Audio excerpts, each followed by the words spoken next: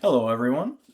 Today's case is Dred Scott v. Sandford. So, this is the case that set off the Civil War. So, quite an important case in Supreme Court history and American history. So, Dred Scott, plaintiff in error versus John F. A. Sandford. Upon writ of error to a circuit court of the United States, the transcript of the record of all the proceedings in the case is brought before this court and is open to its inspection and revision.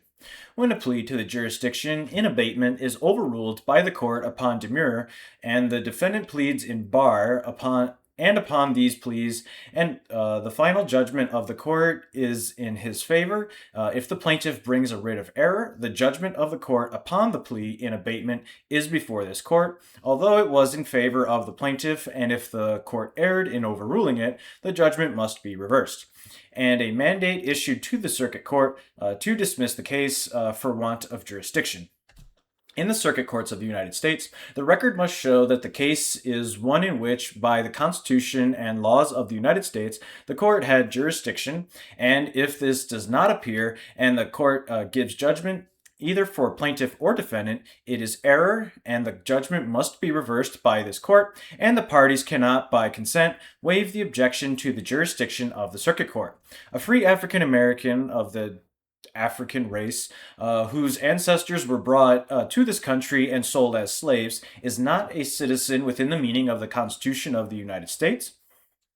When the Constitution was adopted, they were not regarded in any of the states as members of the community which constituted the state, and were not numbered among the people or citizens. Consequently, the special rights and immunities guaranteed to citizens do not apply to them. And not being citizens within the meaning of the Constitution, they are not entitled to sue in that character in a court of the United States, and the circuit court has not jurisdiction in such a suit. The only two clauses in the Constitution which point to this race treat them as persons whom it was morally lawful to deal in as articles of property and to hold as slaves. Since the adoption of the Constitution of the United States, no state can by any subsequent law make a foreigner or any other description of persons citizens of the United States, nor entitle them to the rights and privileges secured to citizens by that instrument. A state, by its laws passed since the adoption of the Constitution, may put a foreigner or any other description of persons upon a footing with its own citizens, as to all the rights and privileges enjoyed by them within its dominion and by its laws. But that will not make him a citizen of the United States, nor entitle him to sue in its courts, nor to any of the privileges and immunities of a citizen in another state. The change in public opinion and feeling in relation to the African race, which has taken place since the adoption of the Constitution, cannot change its construction and meaning, and it must be construed and administered now according to its true meaning and intention when it was formed and adopted. The plaintiff having admitted by his demurrer to the plea in abatement that his ancestors were imported from Africa and sold as slaves, he is not a citizen of the state of Missouri according to the Constitution of the United States, and was not entitled to sue in that character in the circuit court. This being the case, the judgment of the court below in favor of the plaintiff on the plea in abatement was erroneous. But if the plea in abatement is not brought up by this writ of error, the objection to the citizenship of the plaintiff is still apparent on the record, and he himself, in making out his case, states that he is of African descent, was born a slave, and claims that he and his family became entitled to freedom by being taken by their owner to reside in a territory where slavery is prohibited by act of Congress, and that, in addition to this claim, he himself became entitled to freedom by being taken to Rock Island in the state of Illinois, and being free when he was brought back to Missouri, he was by the laws of that state a citizen. If, therefore, the facts he states do not give him or his family a right to freedom, the plaintiff is still a slave, and is not entitled to sue as a citizen, and the judgment of the circuit court was erroneous on that ground also, without any reference to the plea in abatement. The circuit court can give no judgment for plaintiff or defendant in a case where it has not jurisdiction, no matter whether there be a plea in abatement or not, and unless it appears upon the face of the record When brought here by writ of error that the circuit court had jurisdiction, the judgment must be reversed. The case of Capron v. Van Noorden examined and the principles thereby decided reaffirmed. When the record, as brought here by writ of error, does not show that the circuit court had jurisdiction, this court has jurisdiction to revise and correct the error, like any other error in the court below. It does not and cannot dismiss the case for want of jurisdiction here, for that would leave the erroneous judgment of the court below in full force and the party injured without remedy. But it must reverse the judgment and, as in any other case of reversal, send a mandate to the circuit court to conform its judgment to the opinion of this court. The difference of the jurisdiction in this court in the cases of writs of error to the state courts and to circuit courts of the United States pointed out, and the mistakes made as to the jurisdiction of this court in the latter case, by confounding it with its limited jurisdiction in the former.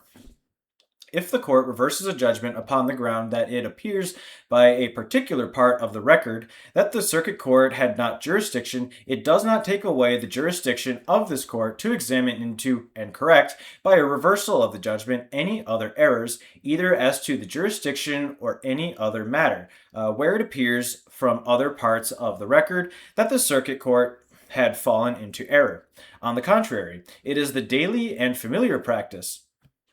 of this court to reverse on several grounds where more than one error appears to have been committed, and the error of a circuit court in its jurisdiction stands on the same ground, and is to be treated in the same manner as any other error upon which its judgment is founded. The decision, therefore, that the judgment of the circuit court upon the plea in abatement is erroneous, is no reason why the alleged error apparent in the exception should not also be examined, and the judgment reversed on that ground also, if it discloses a want of jurisdiction in the circuit court. It is often the duty of this court, after having decided that a particular decision of the circuit court was erroneous, to examine in other alleged errors, and to correct them if they are found to exist. And this has been uniformly done by this court, when the questions are in any degree connected with the controversy, and the silence of the court might create doubts which would lead to further and useless litigation. The facts upon which the plaintiff relies did not give him his freedom and make him a citizen of Missouri. The clause in the Constitution authorizing Congress to make all needful rules and regulations for the government of the territory and other property of the United States applies only to territory within the chartered limits of some one of the states when they were colonies of Great Britain, and which was surrendered by the British government to the old Confederation of the States in the Treaty of Peace. It does not apply to territory acquired by the present federal government by treaty or conquest from a foreign nation. The case of the American and Ocean Insurance Companies v. Cantor referred to and examined, showing that the decision in this case is not in conflict with that opinion, and that the court did not, in the case referred to, decide upon the construction of the clause of the Constitution above mentioned, because the case before them did not make it necessary to decide the question. The United States, under the present Constitution, cannot acquire territory to be held as a colony, to be governed at its will and pleasure, but it may acquire territory which, at the time, has not a population that fits it to become a state, and may govern it as a territory until it has a population which, in the judgment of Congress, entitles it to be admitted as a state of the Union. During the time it remains a territory, Congress may legislate over it within the scope of its constitutional powers in relation to citizens of the United States, and may establish territorial government, and the form of this local government must be regulated by the discretion of Congress, but with powers not exceeding those which Congress itself, by the Constitution, is authorized to exercise over citizens of the United States in respect to their rights of persons or rights of property. The territory thus acquired is acquired by the people of the United States for their common and equal benefit through their agent and trustee, the federal government. Congress can exercise no power over the rights of persons or property of a citizen in the territory which is prohibited by the Constitution. The government and the citizen, whenever the territory is open to settlement, both enter it with their respective rights, defined and limited by the Constitution. Congress no right to prohibit the citizens of any particular state or states from taking up their home there while it permits citizens of other states to do so, nor has it a right to give privileges to one class of citizens which it refuses to another. The territory is acquired for their equal and common benefit, and if open to any, it must be open to all upon equal and the same terms. Every citizen has a right to take with him into the territory any article of property which the Constitution of the United States recognizes as property. The Constitution of the United States recognizes slaves as property and pledges the federal government to protect it. And Congress cannot exercise any more authority over property of that description than it may constitutionally exercise over property of any other kind. The act of Congress, therefore, prohibiting a citizen of the United States from taking with him his slaves when he removes to the territory in question to reside is an exercise of authority over private property which is not warranted by the Constitution, and the removal of the plaintiff by his owner to that territory gave him no title to freedom.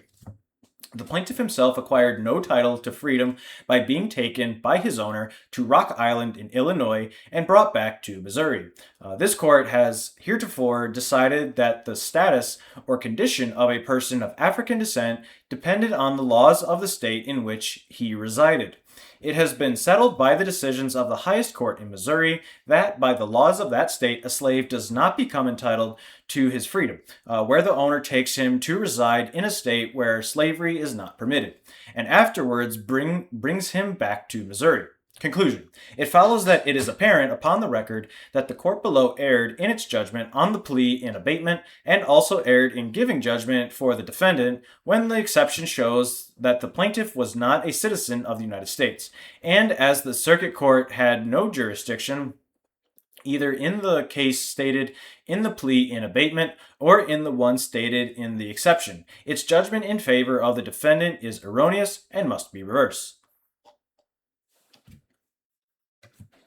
This case was brought up by writ of error from the Circuit Court of the United States for the District of Missouri. It was an action of trespass v. et armis, instituted in the Circuit Court by Scott against Sandford. Prior to the institution of the present suit, an action was brought by Scott for his freedom in the Circuit Court of St. Louis County, State Court, where there was a verdict and judgment in his favor. On a writ of error to the Supreme Court of the state, the judgment below was reversed and the case remanded to the Circuit Court, where it was continued to await the decision of the case now in question. The declaration of Scott contained 3 counts. 1, that Sandford had assaulted the plaintiff, 1, that he had assaulted Harriet Scott, his wife, and 1, that he had assaulted Eliza Scott and Lizzie Scott, his children. Sandford appeared and filed the following plea.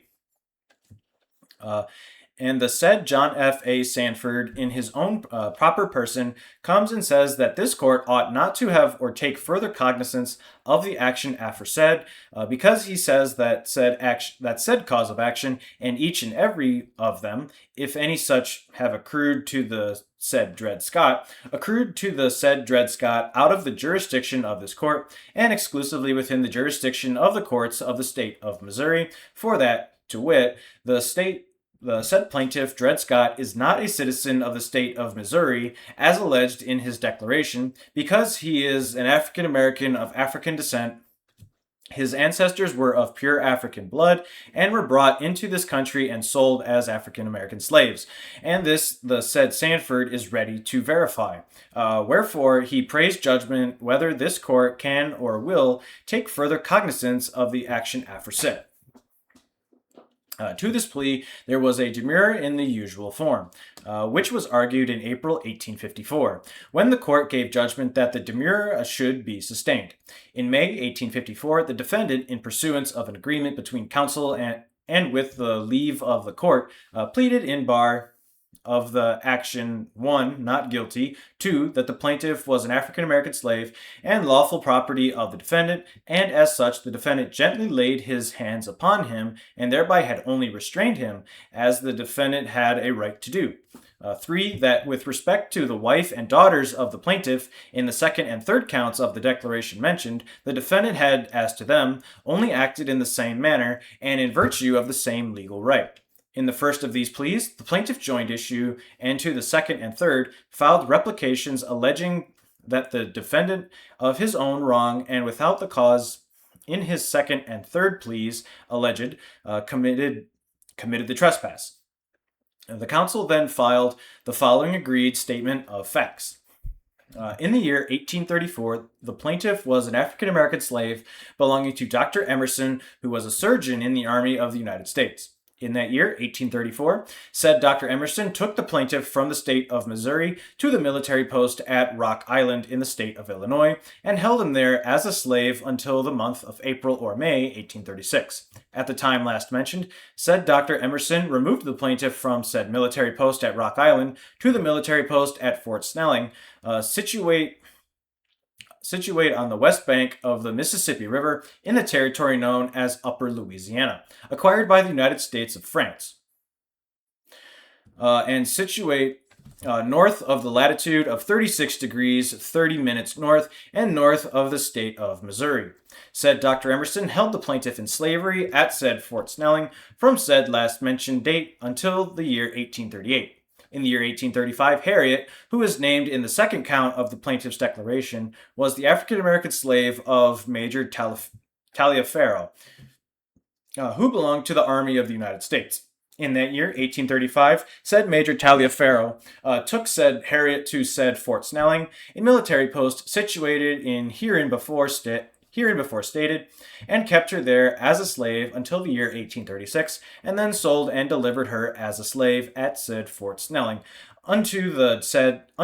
Dr. Emerson hereinbefore named. Said Dr. Emerson held said Harriet in slavery at said Fort Snelling until the year 1838. In the year 1836, the plaintiff and said Harriet at said Fort Snelling, with the consent of said Dr. Emerson, who then claimed to be their master and owner, intermarried and took each other for husband and wife. Eliza and Lizzie, named in the third count of the plaintiff's declaration, are the fruit of that marriage. Eliza is about 14 years old and was born on board the steamboat Gipsy, north of the north line of the state of Missouri and upon the river Mississippi. Lizzie is about 7 years old and was born in the state of Missouri at the military post called Jefferson Barracks. In the year 1838, said Dr. Emerson removed the plaintiff and said Harriet and their said daughter Eliza from said Fort Snelling to the state of Missouri, where they have ever since resided. Before the commencement of this suit, said Dr. Emerson sold and conveyed the plaintiff, said Harriet, Eliza, and Lizzie, to the defendant as slaves, and the defendant has ever since claimed to hold them and each of them as slaves. At the time mentioned in the plaintiff's declaration, the defendant, claiming to be owner as aforesaid, laid his hands upon said plaintiff, Harriet, Eliza, and Lizzie, and imprisoned them, doing in this respect, however, no more than what he might lawfully do if they were of right his slaves at such times. Further proof may be given on the trial for either party. It is agreed that Dred Scott brought suit for his freedom in the Circuit Court of St. Louis County, that there was a verdict and judgment in his favor, that on a writ of error to the Supreme Court, the judgment below was reversed, and the same remanded to the Circuit Court, where it has been continued to await the decision of this case. In May 1854, the cause went before a jury who found the following verdict. As to the first issue joined in this case, we of the jury find the defendant not guilty. And as to the issue secondly above joined, we of the jury find that before and at the time when, in the first count mentioned, the said Dred Scott was an African American slave, the lawful property of the defendant. And as to the issue thirdly above joined, we, the jury, find that before and at the time when, in the second and third counts mentioned, that said Harriet, wife of said Dred Scott, and Eliza and Lizzie, the daughters of the said Dred Scott, were African American slaves, the lawful property of the defendant. Whereupon the court gave judgment for the defendant. After an ineffectual motion for a new trial, the plaintiff filed the following bill of exceptions. On the trial of this cause by the jury, the plaintiff, to maintain the issues on his part, read to the jury the following agreed statement of facts. See agreement above. No further testimony was given to the jury by either party. Thereupon, the plaintiff moved the court to give to the jury the following instruction. that, upon the facts agreed to by the parties, they ought to find for the plaintiff. The court refused to give such instruction to the jury, and the plaintiff, to such refusal, then and there duly accepted. The court then gave the following instruction to the jury, on motion of the defendant. The jury are instructed that upon the facts of this case, the law is with the law is with the defendant. The plaintiff accepted to this instruction. Upon these exceptions, the case came up to this court. It was argued at December term 1855 and ordered to be re-argued at the present term. It was now argued by Mr. Blair and Mr. G. F. Curtis for the plaintiff in error, and by Mr. Geyer and Mr. Johnson for the defendant in error. The reporter regrets that want of room will not allow him to give the arguments of counsel, but he regrets it the less because the subject is thoroughly examined in the opinion of the court, the opinions of the concurring judges, and the opinions of the judges who dissented from the judgment of the court. Mr. Chief Justice Tawney delivered the opinion of the court. This case has been twice argued. After the argument at the last term, differences of opinion were found to exist among the members of the court. And as the questions in controversy are of the highest importance, and the court was at that time much pressed by the ordinary business of the term, it was deemed advisable to continue the case and direct a re-argument on some of the points in order that we might have an opportunity to give to the whole subject a more deliberate consideration. It has accordingly been again argued by counsel and considered by the court, and I now proceed to deliver its opinion. There are two leading questions presented by the record. One, had the Circuit Court of the United States jurisdiction to hear and determine the case between these parties? And two, if it had jurisdiction, is the judgment it has given erroneous or not? The plaintiff in error, who was also the plaintiff in the court below, was with his wife and children held as slaves by the defendant in the state of Missouri, and he brought this action to the Circuit Court of the United States for that district to assert the title of himself and his family to freedom. The declaration is in the form usually adopted by that state to try questions of this description and contains the averment necessary to give the court jurisdiction, that he and the defendant are citizens of different states, that is, that he is a citizen of Missouri and the defendant a citizen of New York. The defendant pleaded in abatement to the jurisdiction of the court that the plaintiff was not a citizen of the state of Missouri as alleged in his declaration, being an African American of African descent whose ancestors were of pure African blood and who were brought into this country and sold as slaves. To this plea, the plaintiff demurred, and the defendant joined in demurrer. The court overruled the plea and gave judgment that the defendant should answer over, and he thereupon put in sundry pleas in bar upon which issues were joined, and at the trial the verdict and judgment were in his favor, whereupon the plaintiff brought this writ of error. Before we speak of the pleas in bar, it will be proper to dispose of the questions which have arisen on the plea in abatement. That plea denies the right of the plaintiff to sue in a court of the United States for the reasons therein stated. If the question raised by it is legally before us, and the court should be of opinion that the facts stated in it disqualify the plaintiff from becoming a citizen, in the sense in which that word is used in the Constitution of the United States, then the judgment of the Circuit Court is erroneous and must be reversed. It is suggested, however, that this plea is not before us, and that as the judgment in the court below on this plea was in favor of the plaintiff, he does not seek to reverse it, or bring it before the court for revision by this writ of error, and also that the defendant waived this defense by pleading over and thereby admitted the jurisdiction of the court. But in making this objection, we think the peculiar and limited jurisdiction of courts of the United States has not been adverted to. This peculiar and limited jurisdiction has made it necessary in these courts to adopt different rules and principles of pleading so far as jurisdiction is concerned from those which regulate courts of common law in England and in the different states of the Union which have adopted the common law rules. In these last mentioned courts, where their character and rank are analogous to that of a circuit court of the United States. In other words, where they are what the law terms courts of general jurisdiction, they are presumed to have jurisdiction unless the contrary appears. No averment in the pleadings of the plaintiff is necessary in order to give jurisdiction. If the defendant objects to it, he must plead it specially, and unless the fact on which he relies is found to be true by a jury or admitted to be true by the plaintiff, the jurisdiction cannot be disputed in an appellate court.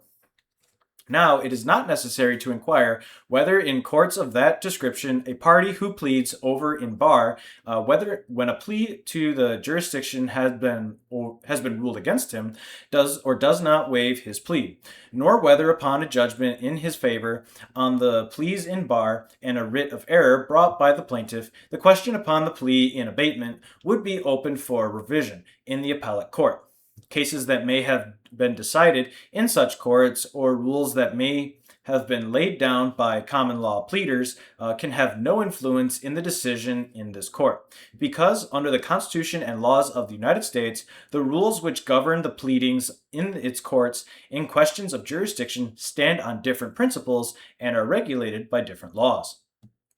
This difference arises, as we have said, from the peculiar character of the government of the United States. For although it is sovereign and supreme in its appropriate sphere of action, yet it does not possess all the powers which usually belong to the sovereignty of a nation. Certain specified powers enumerated in the Constitution have been conferred upon it, and neither the legislative, executive, nor judicial departments of the government can lawfully exercise any authority beyond the limits marked out by the Constitution. And in regulating the judicial department, the cases in which the courts of the United States shall have jurisdiction are particularly and specifically enumerated and defined, and they are not authorized to take cognizance of any case which does not come within the description therein specified. Hence, when a plaintiff sues in a court of the United States, it is necessary that he should show in his pleading that the suit he brings is within the jurisdiction of the court and that he is entitled to sue there. And if he omits to do this and should, by any oversight of the circuit court, obtain a judgment in his favor,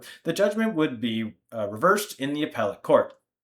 for want of jurisdiction in the court below. The jurisdiction would not be presumed, as in the case of a common law English or state court, unless the contrary appeared. But the record, when it comes before the appellate court, must show affirmatively that the inferior court had authority under the Constitution to hear and determine the case. And if the plaintiff claims a right to sue in a circuit court of the United States under that provision of the Constitution which gives jurisdiction in controversies between citizens of different states, he must distinctly aver in his pleading that they are citizens of different states, and that he cannot maintain his suit without showing that fact in the pleadings. This point was decided in the case of Bingham v. Cabot, and ever since adhered to by the court. And in Jackson v. Ashton, it was held that the objection to which it was open could not be waived by the opposite party, because consent of parties could not give jurisdiction. It is needless to accumulate cases on this subject. Those already referred to in the cases of Capron v. Van Noorden and of Montalet v. Murray are sufficient to show the rule of which we have spoken. The difference between a common law court and a court of the United States. If, however, the fact of citizenship is averred in the declaration and the defendant does not deny it and put it in issue by plea in abatement, he cannot offer evidence at the trial to disprove it, and consequently cannot avail himself of the objection in the appellate court unless the defect should be apparent in some other part of the record. For if there is no plea in abatement and the want of jurisdiction does not appear in any other part of the transcript brought up by the writ of error, the undisputed averment of citizenship in the declaration must be taken in this court to be true. In this case, the citizenship is averred, but it is denied by the defendant in the manner required by the rules of pleading, and the fact upon which the denial is based is admitted by the demurrer. And if the plea and demurrer and judgment of the court below upon it are before us upon this record, the question to be decided is whether the facts stated in the plea are sufficient to show that the plaintiff is not entitled to sue as a citizen in a court of the United States. We think they are before us. The plea in abatement and the judgment of the court upon it are a part of the judicial proceedings in the circuit court and are there recorded as such. And a writ of error always brings up to the superior court the whole record of the proceedings in the court below. And in the case of the United States v. Smith, this court said that the case being brought up by writ of error, the whole record was under the consideration of this court. And this being the case in the present instance, the plea in abatement is necessarily under consideration, and it becomes therefore our duty to decide whether the facts stated in the plea are or are not sufficient to show that the plaintiff is not entitled to sue as a citizen in a court of the United States. This is certainly a very serious question, and one that now for the first time has been brought for decision before this court. But it is brought here by those who have a right to bring it, and it is our duty to meet it and decide it. The question is simply this: can an African American whose ancestors were imported into this country and sold as slaves become a member of the political community formed and brought into existence by the Constitution of the United States, and as such become entitled to all the rights and privileges and immunities guaranteed by that instrument to the citizen? One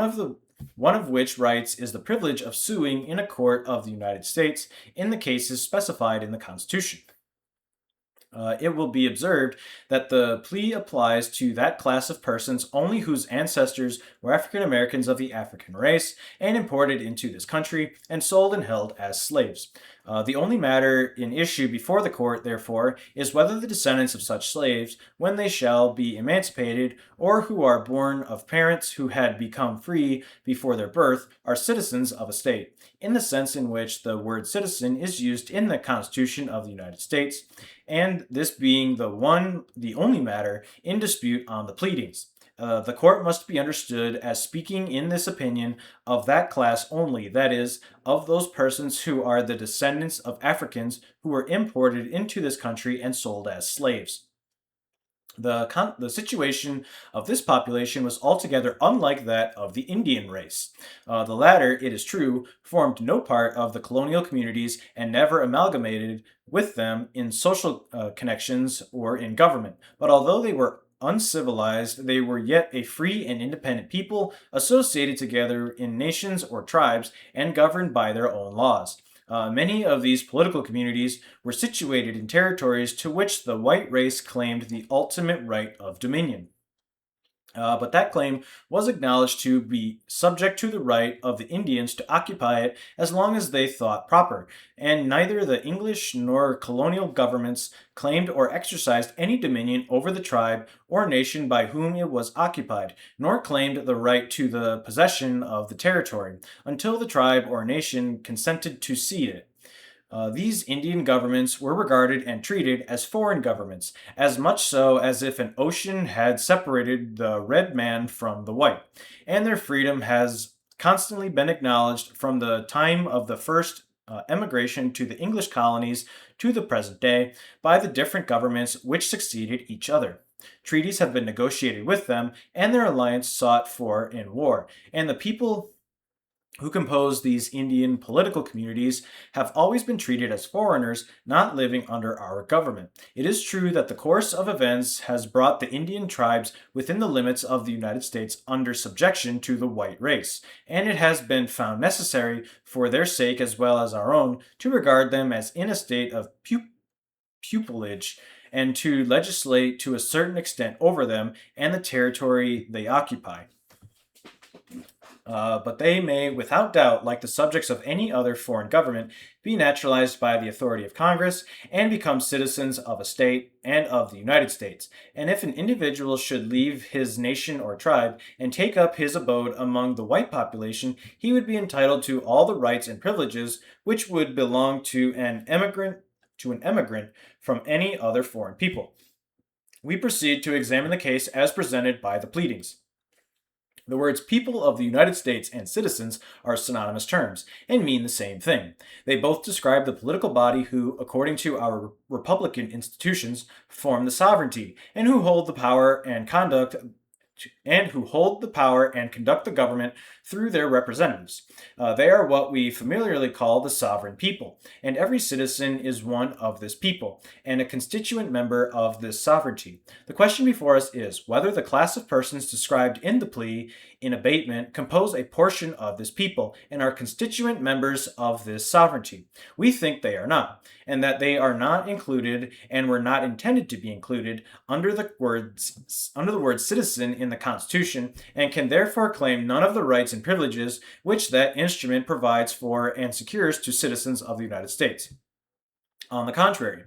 they were at the time considered as a subordinate and inferior class of beings who had been subjugated by the dominant race, and whether emancipated or not, yet remained subject to their authority, and had no rights or privileges but such as those who held the power and the government might choose to grant them. It is not the province of the court to decide upon the justice or injustice, the policy or impolicy of these laws. The decision of that question belonged to the political or law-making power, to those who formed the sovereignty and framed the Constitution.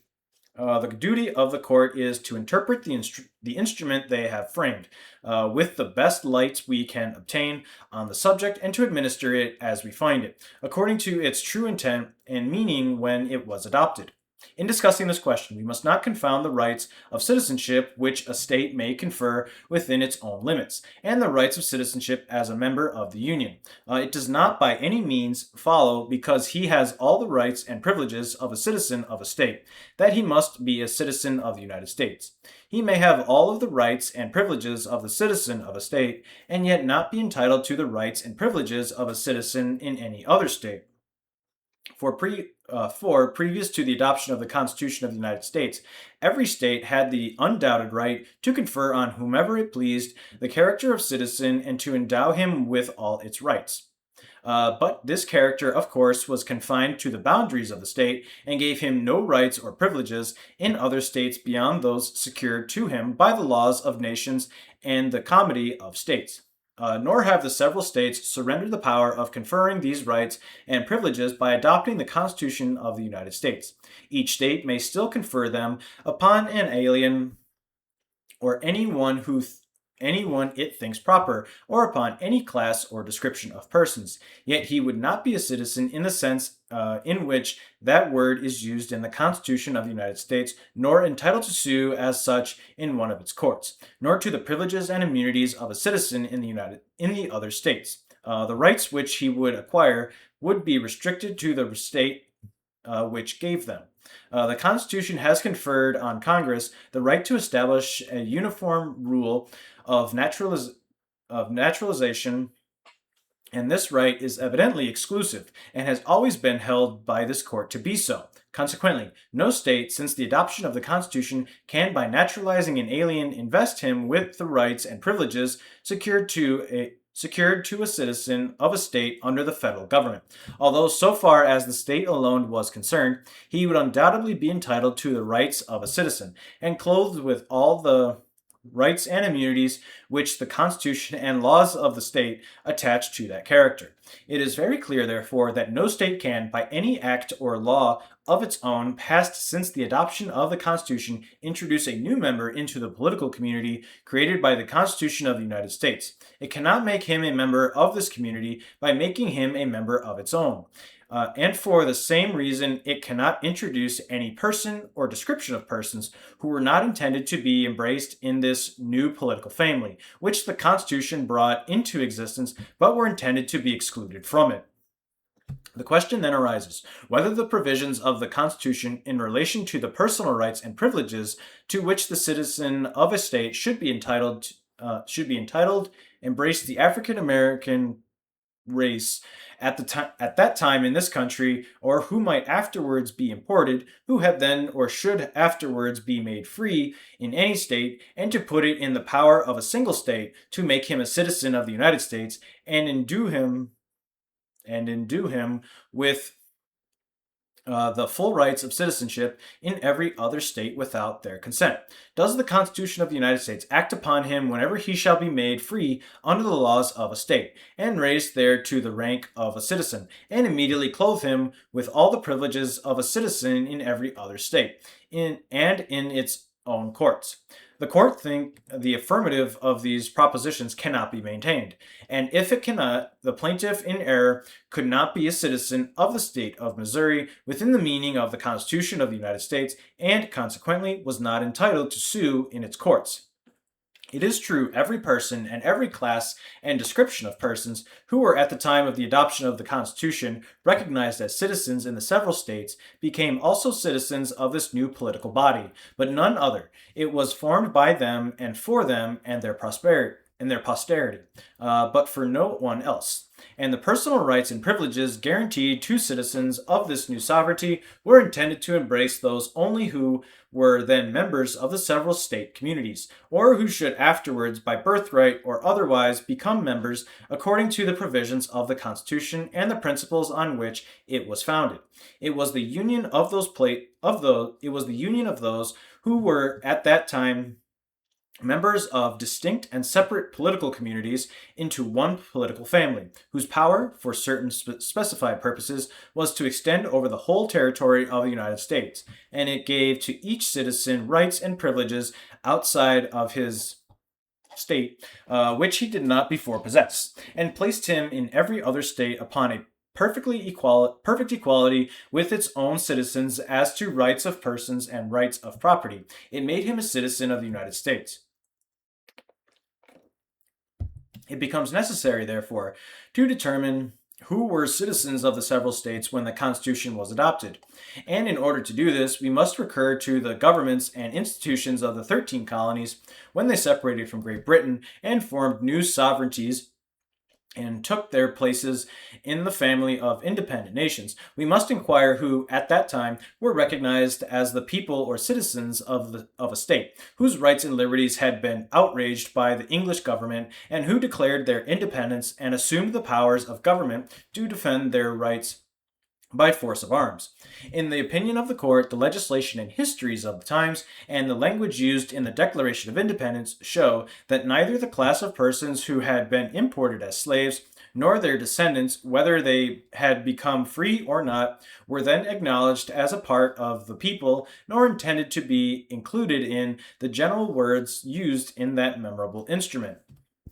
It is difficult at this day to realize the state of public opinion in relation to that unfortunate race, which prevailed in the civilized and enlightened portions of the world at the time of the Declaration of Independence, and when the Constitution of the United States was framed and adopted. But the public history of every European nation displays it in a manner too plain to be mistaken.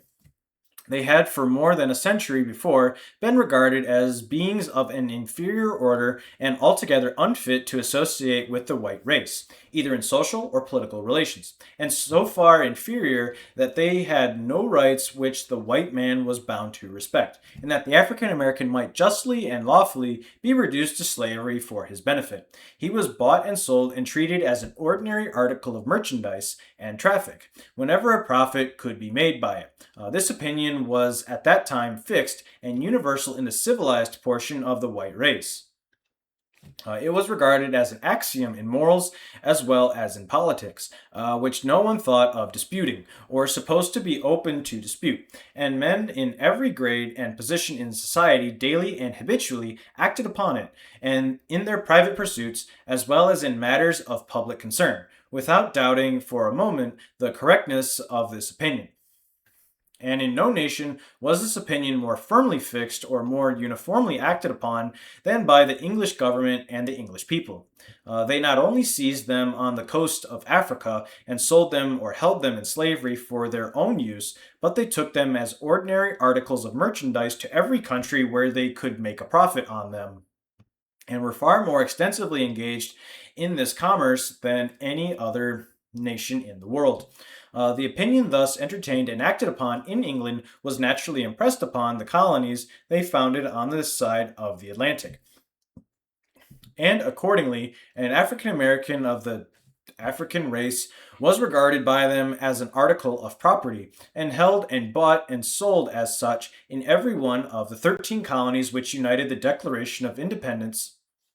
and afterwards formed the Constitution of the United States. The slaves were more or less numerous in the different colonies, as slave labor was found more or less profitable. But no one seems to have doubted the correctness of the prevailing opinion of the time. The legislation of the different colonies furnishes positive and indisputable proof of this fact. It would be tedious, in this opinion, to enumerate the various laws they passed upon this subject. It will be sufficient as a sample of the legislation, which then generally prevailed throughout the British colonies, to give the laws of two of them, one being still a large slave-holding state, and the other the first state in which slavery ceased to exist.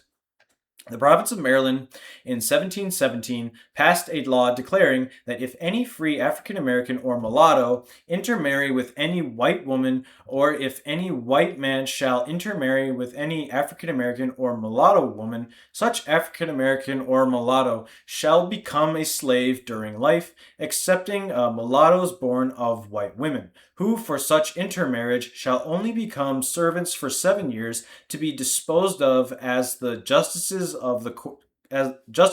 county court, where such marriage so happens, shall think fit, to be applied by them towards the support of a public school within the said county. And any white man or white woman who shall intermarry, as aforesaid, with any African American or mulatto, such white man or white woman shall become servants during the term of 7 years, and shall be disposed of by the justices as aforesaid, and be applied to the uses aforesaid. The other colonial law to which we refer was passed by Massachusetts in 1705. It is entitled An Act for the Better Preventing of a Spurious and Mixed Issue. And it provides that if any African American or mulatto shall presume to smite or strike any person of the English or other Christian nation, such African American or mulatto shall be severely whipped at the discretion of the justices before whom the offender shall be convicted. And that none of Her Majesty's English or Scottish subjects, nor of any other Christian nation within this province, shall contract matrimony with any African American or mulatto, nor shall any person duly authorized to solemnize marriage presume to join any such in marriage, on pain of forfeiting the sum of 50 pounds, one moiety thereof, to Her Majesty for and towards the support of the government within this province, and the other moiety to him or them, that shall inform and sue for the same in any of Her Majesty's courts of record within the province by bill, plaint, or information. We give both of these laws in the words used by the respective legislative bodies, because the language in which they are framed, as well as the provisions contained in them, show too plainly to be misunderstood the degraded condition of this unhappy race. They were still in force when the Revolution began, and are a faithful index to the state of feelings towards the class of persons of whom they speak, and of the position they occupied throughout the 13 colonies in the eyes and thoughts of the men who framed the Declaration of Independence and established the state constitutions and governments. They show that a perpetual and impassable barrier was intended to be erected between the white race and the one which they had reduced to slavery, and governed as subjects with absolute and despotic power, and which they then looked upon as so far below them in the scale of created beings that intermarriages between white persons and African Americans or mulattoes were regarded as unnatural and immoral, and punished as crimes, not only in the parties but in the person who joined them in marriage. And no distinction in this respect was made between the free African American or mulatto and the slave. But this stigma of the deepest degradation was fixed upon the whole race. We refer to these historical facts for the purpose of showing the fixed opinions concerning that race upon which the statesmen of that day spoke and acted. It is necessary to do this in order to determine whether the general terms used in the Constitution of the United States as to the rights of man and the rights of the people was intended to include them, or to give to them or their posterity the benefit of any of its provisions. The language of the Declaration of Independence is equally conclusive. It begins by declaring that when, in the course of human events, it becomes necessary for one people to dissolve the political bands which have connected them with another, and to assume among the powers of the earth the separate and equal station to which the laws of nature and nature's God entitle them. A decent respect for the opinions of mankind requires that they should declare the causes which impel them to the separation. It then proceeds to say, we hold these truths to be self-evident, that all men are created equal, that they are endowed by their Creator with certain unalienable rights, that among them is life, liberty, and the pursuit of happiness. That to secure these rights, governments are instituted, deriving their just powers from the consent of the governed. The general words above quoted would seem to embrace the whole human family, and if they were used in a similar instrument at this day, would be so understood. But it is too clear for dispute that the enslaved African race were not intended to be included and formed no part of the people who framed and adopted this declaration, for if the language as understood in that day would embrace them, the conduct of the distinguished men who framed the Declaration of Independence would have been utterly and flagrantly inconsistent with the principles they asserted, and instead of the sympathy of mankind, to which they so confidently appealed, they would have deserved and received universal rebuke and reprobation. Yet the men who framed this declaration were great men, high in literacy acquirements, high in their sense of honor, and incapable of asserting principles inconsistent with those on which they were acting. They perfectly understood the meaning of the language they used, and how it would be understood by others, and they knew that it would not in any part of the civilized world be supposed to embrace the African American race, which, by common consent, had been excluded from civilized governments and the family of nations, and doomed to slavery. They spoke and acted according to the then established doctrines and principles, and in the ordinary language of the day, and no one misunderstood them. The unhappy black race were separated from the white by indelible marks and laws long before established, and were never thought of or spoken of except as property, and when the claims of the owner or the profit of the trader were supposed to need protection. This state of public opinion had undergone no change when the Constitution was adopted, as is equally evident from its provisions and language. The brief preamble sets forth by whom it was formed, for what purposes, and for whose benefit and protection. It declares that it is formed by the people of the United States, that is to say, by those who were members of the different political communities in the several states, and its great object is declared to be to secure the blessings of liberty to themselves and their posterity. It speaks in general terms of the people of the United States and of citizens of the several states, when it is providing for the exercise of the powers granted or the privileges secured to the citizen. It does not define what description of persons are intended to be included under these terms, or who shall be regarded as a citizen and one of the people. It uses them as terms so well understood that no further description or definition was necessary. But there are two clauses in the Constitution which point directly and specifically to the African American race as a separate class of persons, and show clearly that they were not regarded as a portion of the people or government or citizens of the government then formed. One of these clauses reserves to each of the 13 states the right to import slaves until the year 1808, if it thinks proper, and the importation which it thus sanctions was unquestionably of persons of the race of which we are speaking, as the traffic in slaves in the United States had always been confined to them, and by the other provision the states pledge themselves to each other to maintain the right of property of the master by delivering up to him any slave who may have escaped from his service and be found within their respective territories. By the first above-mentioned clause, therefore, the right to purchase and hold this property is directly sanctioned and authorized for 20 years by the people who framed the Constitution.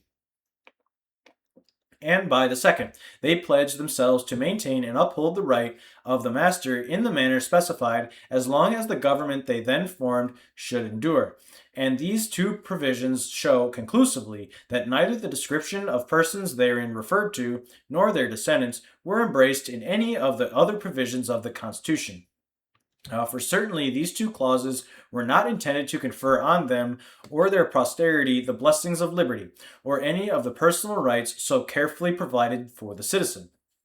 No one of that race had ever migrated to the United States voluntarily. All of them had been brought here as articles of merchandise. The number that had been emancipated at that time were but few in comparison with those held in slavery, and they were identified in the public mind with the race to which they belonged, and regarded as a part of the slave population rather than the free. It is obvious that they were not even in the minds of the framers of the Constitution when they were conferring special rights and privileges upon the citizens of a state in every other part of the Union.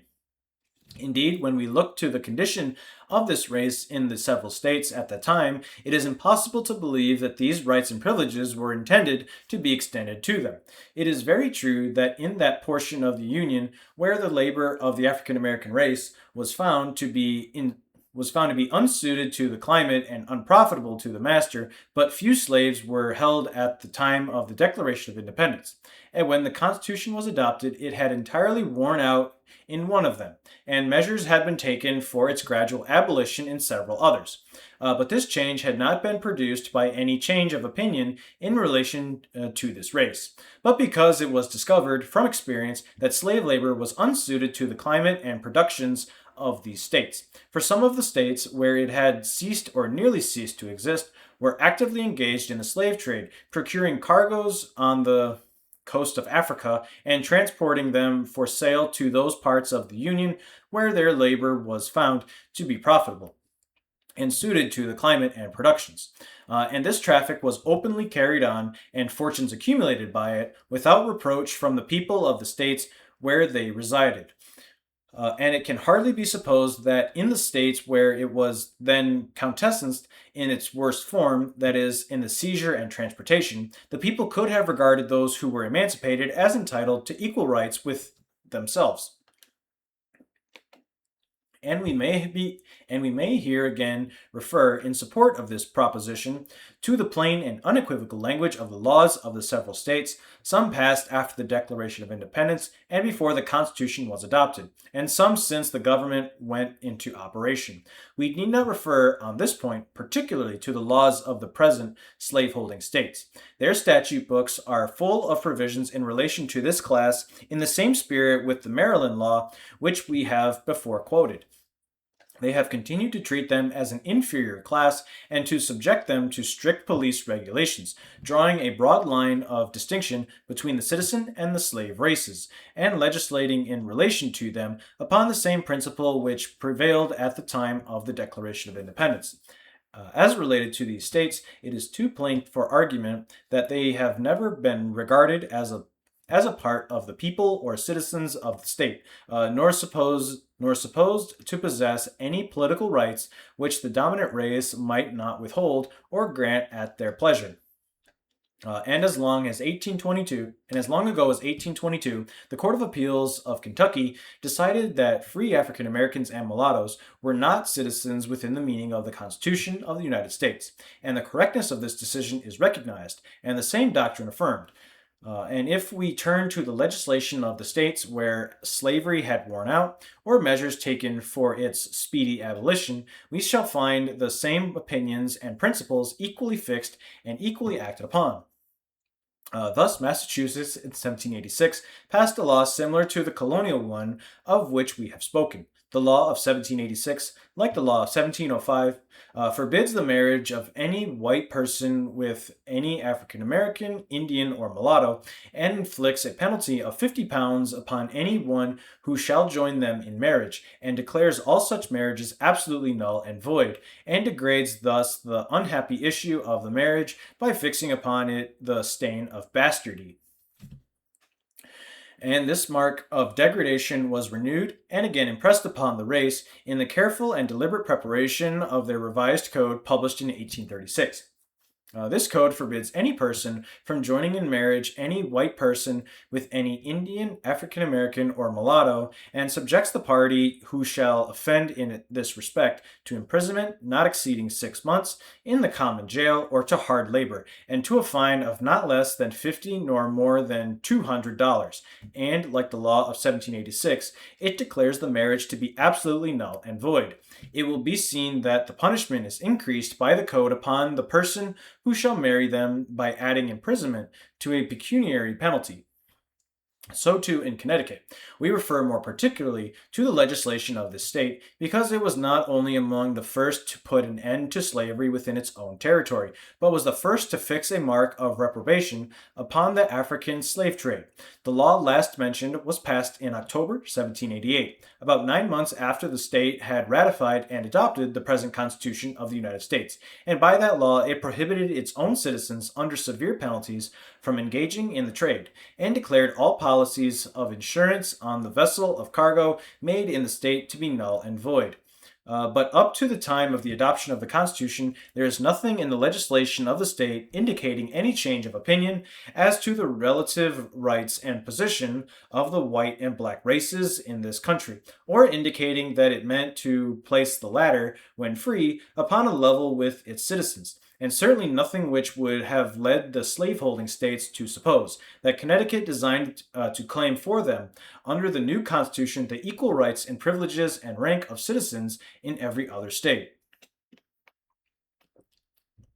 The first step taken by Connecticut upon this subject was as early as 1774, when it passed an act forbidding the further importation of slaves into the state. But the section containing the prohibition is introduced by the following preamble: "And whereas the increase of slaves in this state is injurious to the poor and inconvenient." And whereas the increase of slaves in this state is injurious to the poor and inconvenient. This recital would appear to have been carefully introduced in order to prevent any misunderstanding of the motive which introduced the legislature to pass the law, and places it distinctly upon the interest and convenience of the white population, excluding the inference that it might have been intended in any degree for the benefit of the others. And in the Act of 1784, by which the issue of slaves born after the time therein mentioned were to be free at a certain age, the section is again introduced by a preamble assigning a similar motive for the act. It is in these words: "Whereas sound policy requires that the abolition of slavery should be effected as soon as may be consistent with the rights of individuals and the public safety and welfare, showing that the right of property in the master was to be protected, and that the measure was one of policy, and to prevent the injury and inconvenience to the whites of a slave population in the state." And still further pursuing its legislation, we find that in the same statute passed in 1774, which prohibited the further importation of slaves into the state, there is also a provision by which any African American, Indian, or mulatto servant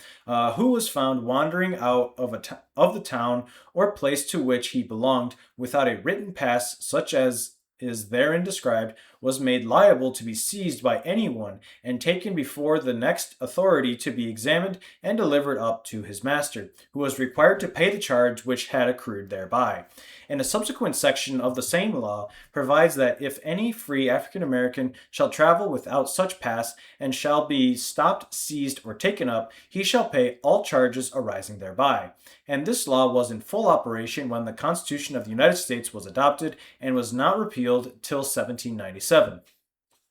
So that up to that time, free African Americans and mulattoes were associated with servants and slaves in the police regulations established by the laws of the state. And again, in 1833, Connecticut passed another law, which made it penal to set up or establish any school in that state for the instruction of persons of the African race not inhabitants of the state, nor to instruct or teach in any such school or institution or board or harbor for that purpose any such person without the previous consent in writing of the civil authority of the town in which such school or institution might be. And it appears by the case of Crandall v. the state, reported by and it appears by the case of Crandall v. the state, that upon an information filed against Prudence Crandall for a violation of this law, one of the points raised in the defense was that the law was a violation of the Constitution of the United States, and that the persons instructed, although of the African race, were citizens of other states and therefore entitled to the rights and privileges of citizens in the state of Connecticut. But Daggett Chief Justice Daggett, before whom the case was tried, held that persons of that description were not citizens of a state within the meaning of the word citizen in the Constitution of the United States, and were not therefore entitled to the privileges and immunities of citizens in other states. The case was carried up to the Supreme Court of Errors of the state, and the question fully argued there. But the case went off upon another point, and no opinion was expressed on this question. We have made this particular examination into the legislative and judicial action of Connecticut, because from the early hostility it displayed to the slave trade on the coast of Africa, we may expect to find the laws of that state as lenient and favorable to the subject race as those of any other state in the Union. And if we find that at the time the Constitution was adopted, they were not even there raised to the rank of citizens, but were still held and treated as property, and the laws relating to them passed with reference altogether to the interest and convenience of the white race, we shall hardly find them elevated to a higher rank anywhere else. A brief notice of the laws of two other states, and we shall pass on to other considerations. By the laws of New Hampshire, collected and finally passed in 1815, no one was permitted to be enrolled in the militia of the state, but free white citizens. And the same provision is found in a subsequent collection of the laws, made in 1855. Nothing could more strongly mark the entire repudiation of the African race. The alien is excluded because, being born in a foreign country, he cannot be a member of the community until he is naturalized. But why are the African race, born in the state, not permitted to share in one of the highest duties of the citizen? The answer is obvious. He is not, by the institutions and laws of the state, numbered among its people. He forms no part of the sovereignty of the state, and is not therefore called on to uphold and defend it.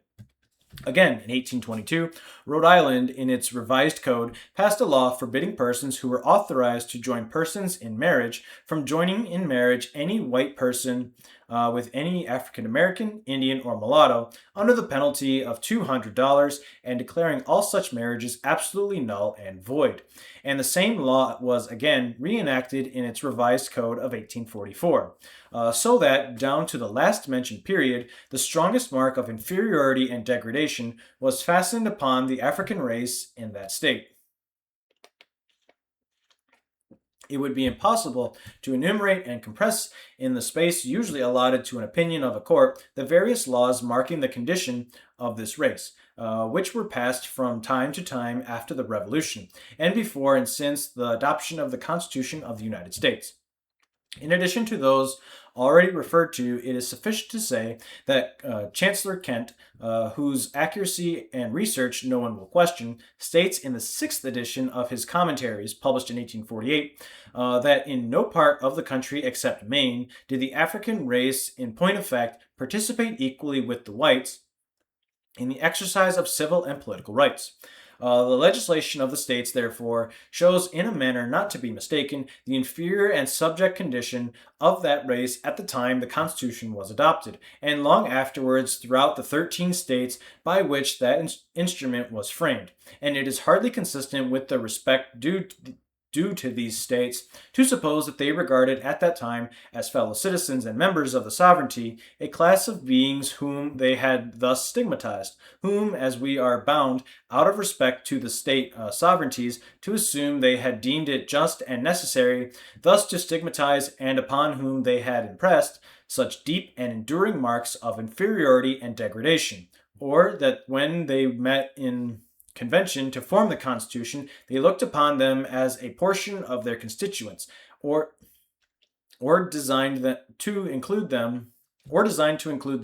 in the provisions so carefully inserted for the security and protection of the liberties and rights of their citizens. It cannot be supposed that they intended to secure to them rights and privileges and rank in the new political body throughout the Union, which every one of them denied within the limits of its own dominion. More especially, it cannot be believed that the large slaveholding states regarded them as included in the word citizens, or would have consented to a constitution which might compel them to receive them in that character from another state.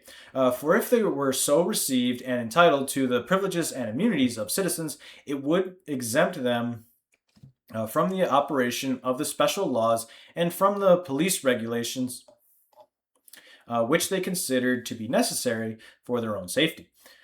It would give the persons of the African American race who are recognized as citizens in any one state of the Union the right to enter every other state whenever they pleased,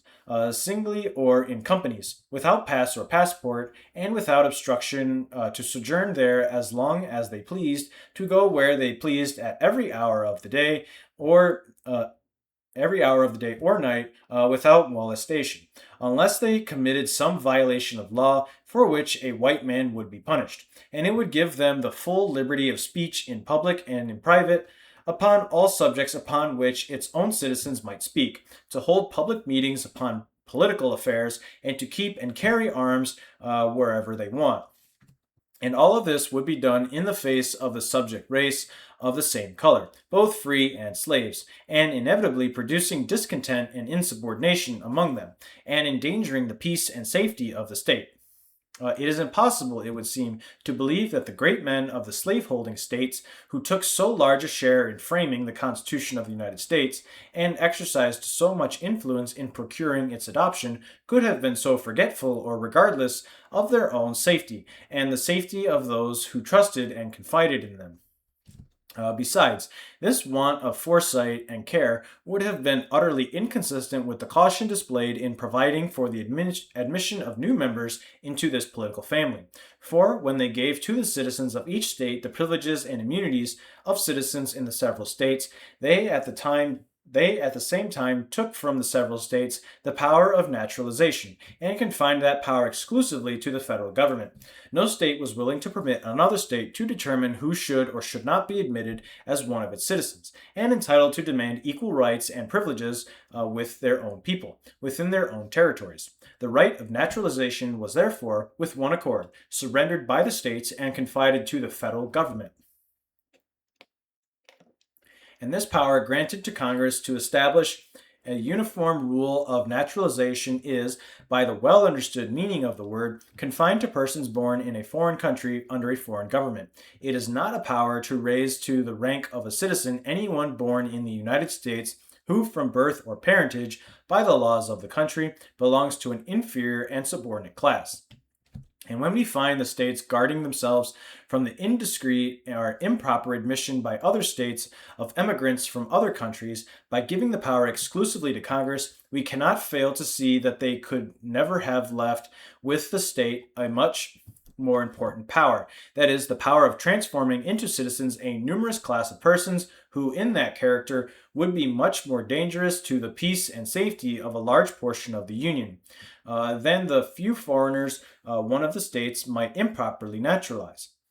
The Constitution, upon its adoption, obviously took from the states all power by any subsequent legislation to introduce as a citizen into the political family of the United States any one, no matter where he was born or what might be his character or condition. And it gave to Congress the power to confer this character upon those only who were born outside of the dominions of the United States.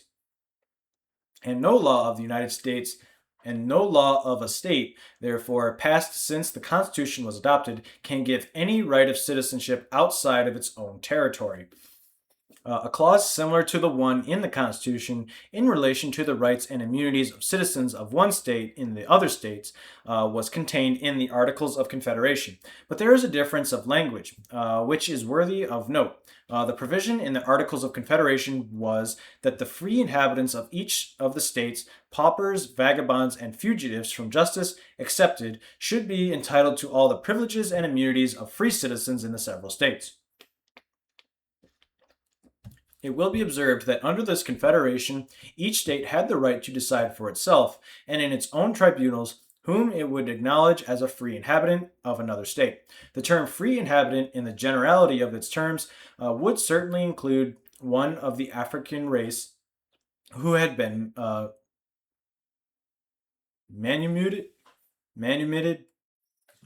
but no example, we think, can be found of his admission to all the privileges of citizenship in any state of the Union after these articles were formed and while they continued in force. And notwithstanding the generality of the words free inhabitants, it is very clear that, according to their accepted meaning in that day, they did not include the African race, whether free or not. For the 5th section of the 9th article provides that Congress should have the power to agree upon the number of land forces to be raised and to make requisitions from each state for its quota in proportion to the number of white inhabitants in such state, which requisition should be binding.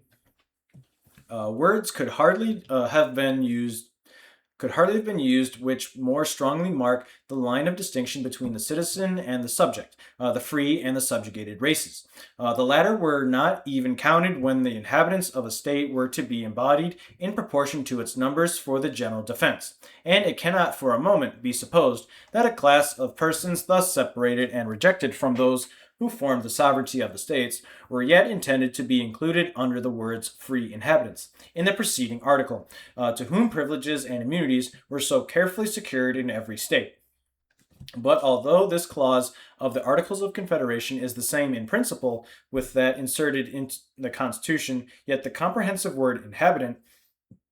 which might be construed to include an emancipated slave, is omitted, and the privilege is confined to citizens of the state. And this alteration in words would hardly have been made unless a different meaning was intended to be conveyed, or a possible doubt removed. The just and fair inference is that as this privilege was about to be placed under the protection of the general government, and the words expounded by its tribunals, and all power in relation to it taken from the state and its courts, it was deemed prudent to describe with precision and caution the persons to whom this high privilege was given, and the word citizen was on that account substituted for the words free inhabitant. The word citizen excluded, and no doubt intended to exclude, foreigners who had not become citizens of some one of the states when the Constitution was adopted, and also every description of persons who were not fully recognized as citizens in the several states. This, upon any fair construction of the instruments to which we have referred, was evidently the object and purpose of this change of words. To all this massive proof, we have still to add that Congress has repeatedly legislated upon the same construction of the Constitution that we have given. 3 laws, 2 of which were passed almost immediately after the government went into operation, will be abundantly sufficient to show this. The 2 first are particularly worthy of notice, because many of the men who assisted in framing the Constitution and took an active part in procuring its adoption were then in the halls of legislation,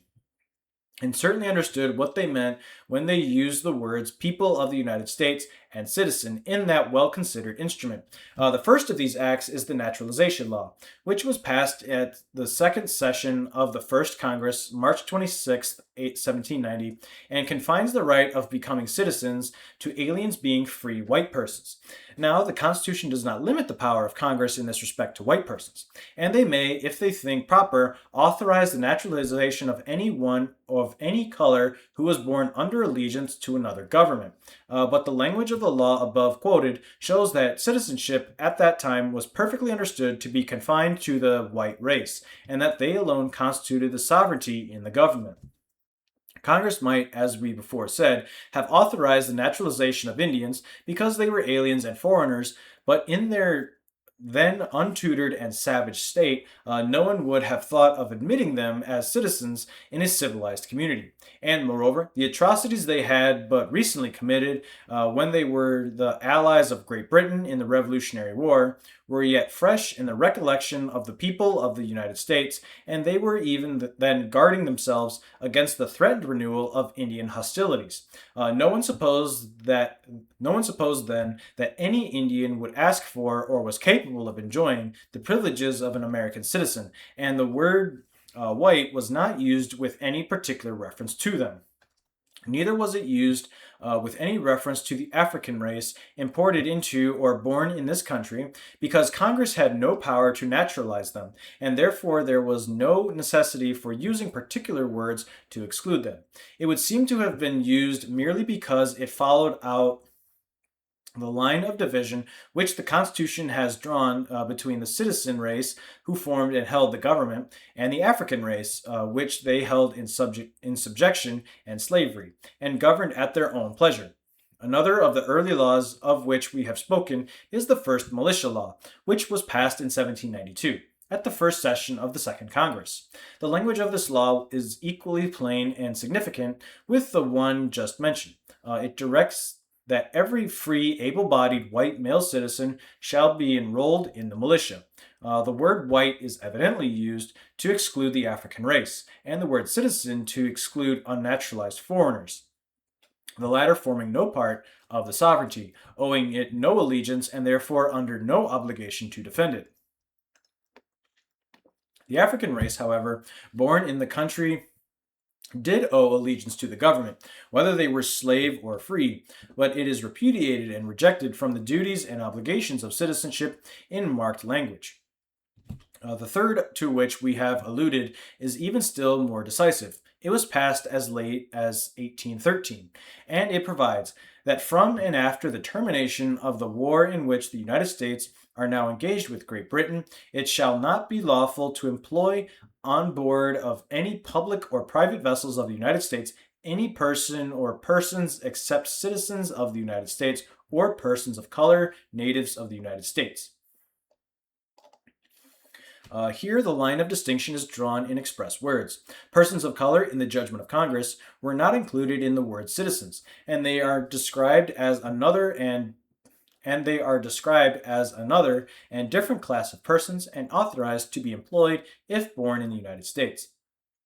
And even as late as 1820, in the charter of the city of Washington, the corporation is authorized to restrain and prohibit the nightly and other disorderly meetings of slaves, free African Americans, and mulattoes, thus associating them together in its legislation, and after prescribing the punishment that may be inflicted on the slaves, proceeds in the following words: and to punish such free African Americans and mulattoes by penalties not exceeding $20 for any one offense, and in case of the inability of any such free African American or mulatto to pay any such penalty and cost thereon, to cause him or her to be confined to labor for any time not exceeding 6 calendar months. And in a subsequent part of the same section, the Act authorizes the corporation to prescribe the terms and conditions upon which free African Americans and mulattoes may reside in the city. This law, like the laws of the states, shows that this class of persons were governed by special legislation directed expressly to them, and always connected with provisions for the government of slaves, and not with those for the government of free white citizens. And after such a uniform course of legislation, as we have stated, by the colonies, by the states, and by Congress, running through a period of more than a century, it would seem that to call persons thus marked and stigmatized citizens of the United States, fellow citizens, a constituent part of the sovereignty, would be an abuse of terms and not calculated to exalt the character of an American citizen in the eyes of other nations. The conduct of the executive department of the government has been in perfect harmony upon this subject with this course of legislation. The question was brought officially before the late William Wirt, when he was the Attorney General of the United States in 1821, and he decided that the words citizens of the United States were used in the acts of Congress in the same sense as in the Constitution, and that free persons of color were not citizens, within the meaning of the Constitution and laws, and this opinion has been confirmed by that of the late Attorney General Caleb Cushing in a recent case, and acted upon by the Secretary of State, who refused to grant passports to them as citizens of the United States. But it is said that a person may be a citizen and entitled to that character, although he does not possess all the rights which may belong to other citizens, as, for example, the right to vote, or to hold particular offices, and that yet when he goes into another state, he is entitled to be recognized there as a citizen, although the state may measure his rights by the rights which it allows to persons of a like character or class resident in the state, and refuse to him the full rights of citizenship.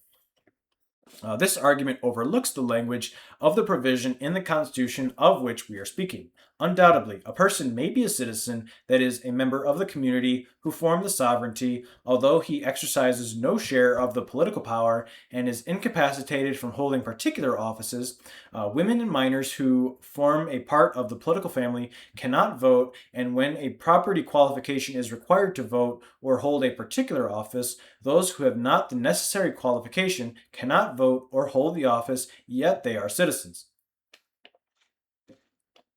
So, too, a person may be entitled to vote by the law of the state who is not a citizen even of the state itself. And in some of the states of the Union, foreigners not naturalized are allowed to vote. And the state may give the right to free African Americans and mulattoes,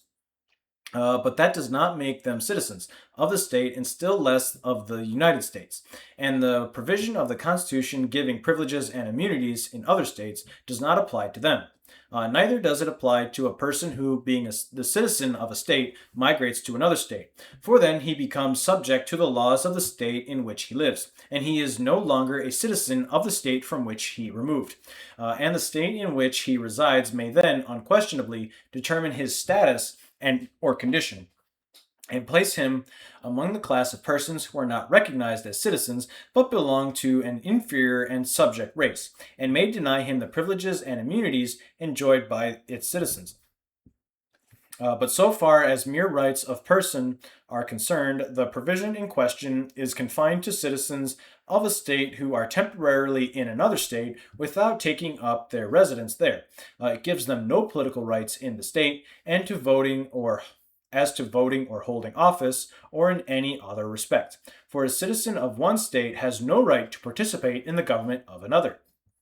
But if he ranks as a citizen in the state to which he belongs within the meaning of the Constitution of the United States, then, whenever he goes into another state, the Constitution clothes him as to the rights of person with all the privileges and immunities which belong to citizens of the state.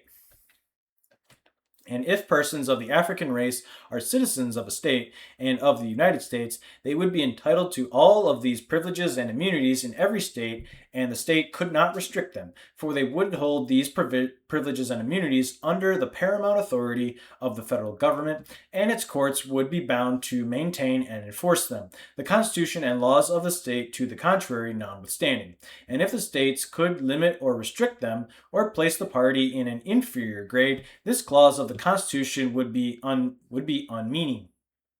and could have no operation, and would give no rights to the citizen when in another state. He would have none but what the state itself chose to allow him. This is evidently not the construction or meaning of the clause in question. It guarantees rights to the citizen, and the state cannot withhold them. And these rights are of a character and would lead to consequences which make it absolutely certain that the African race were not included under the name of citizens of a state, and were not in the contemplation of the framers of the Constitution when these privileges and immunities were provided for the protection of the citizen in other states. In the case of Legrand v. Darnell has been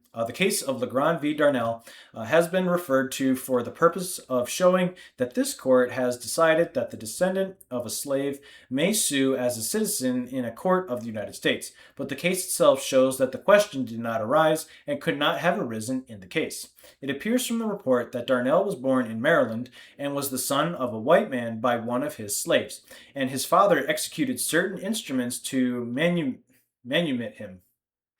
and devised to him some landed property in the state. This property Darnell afterwards sold to Legrand, the appellant, who gave his notes for the purchase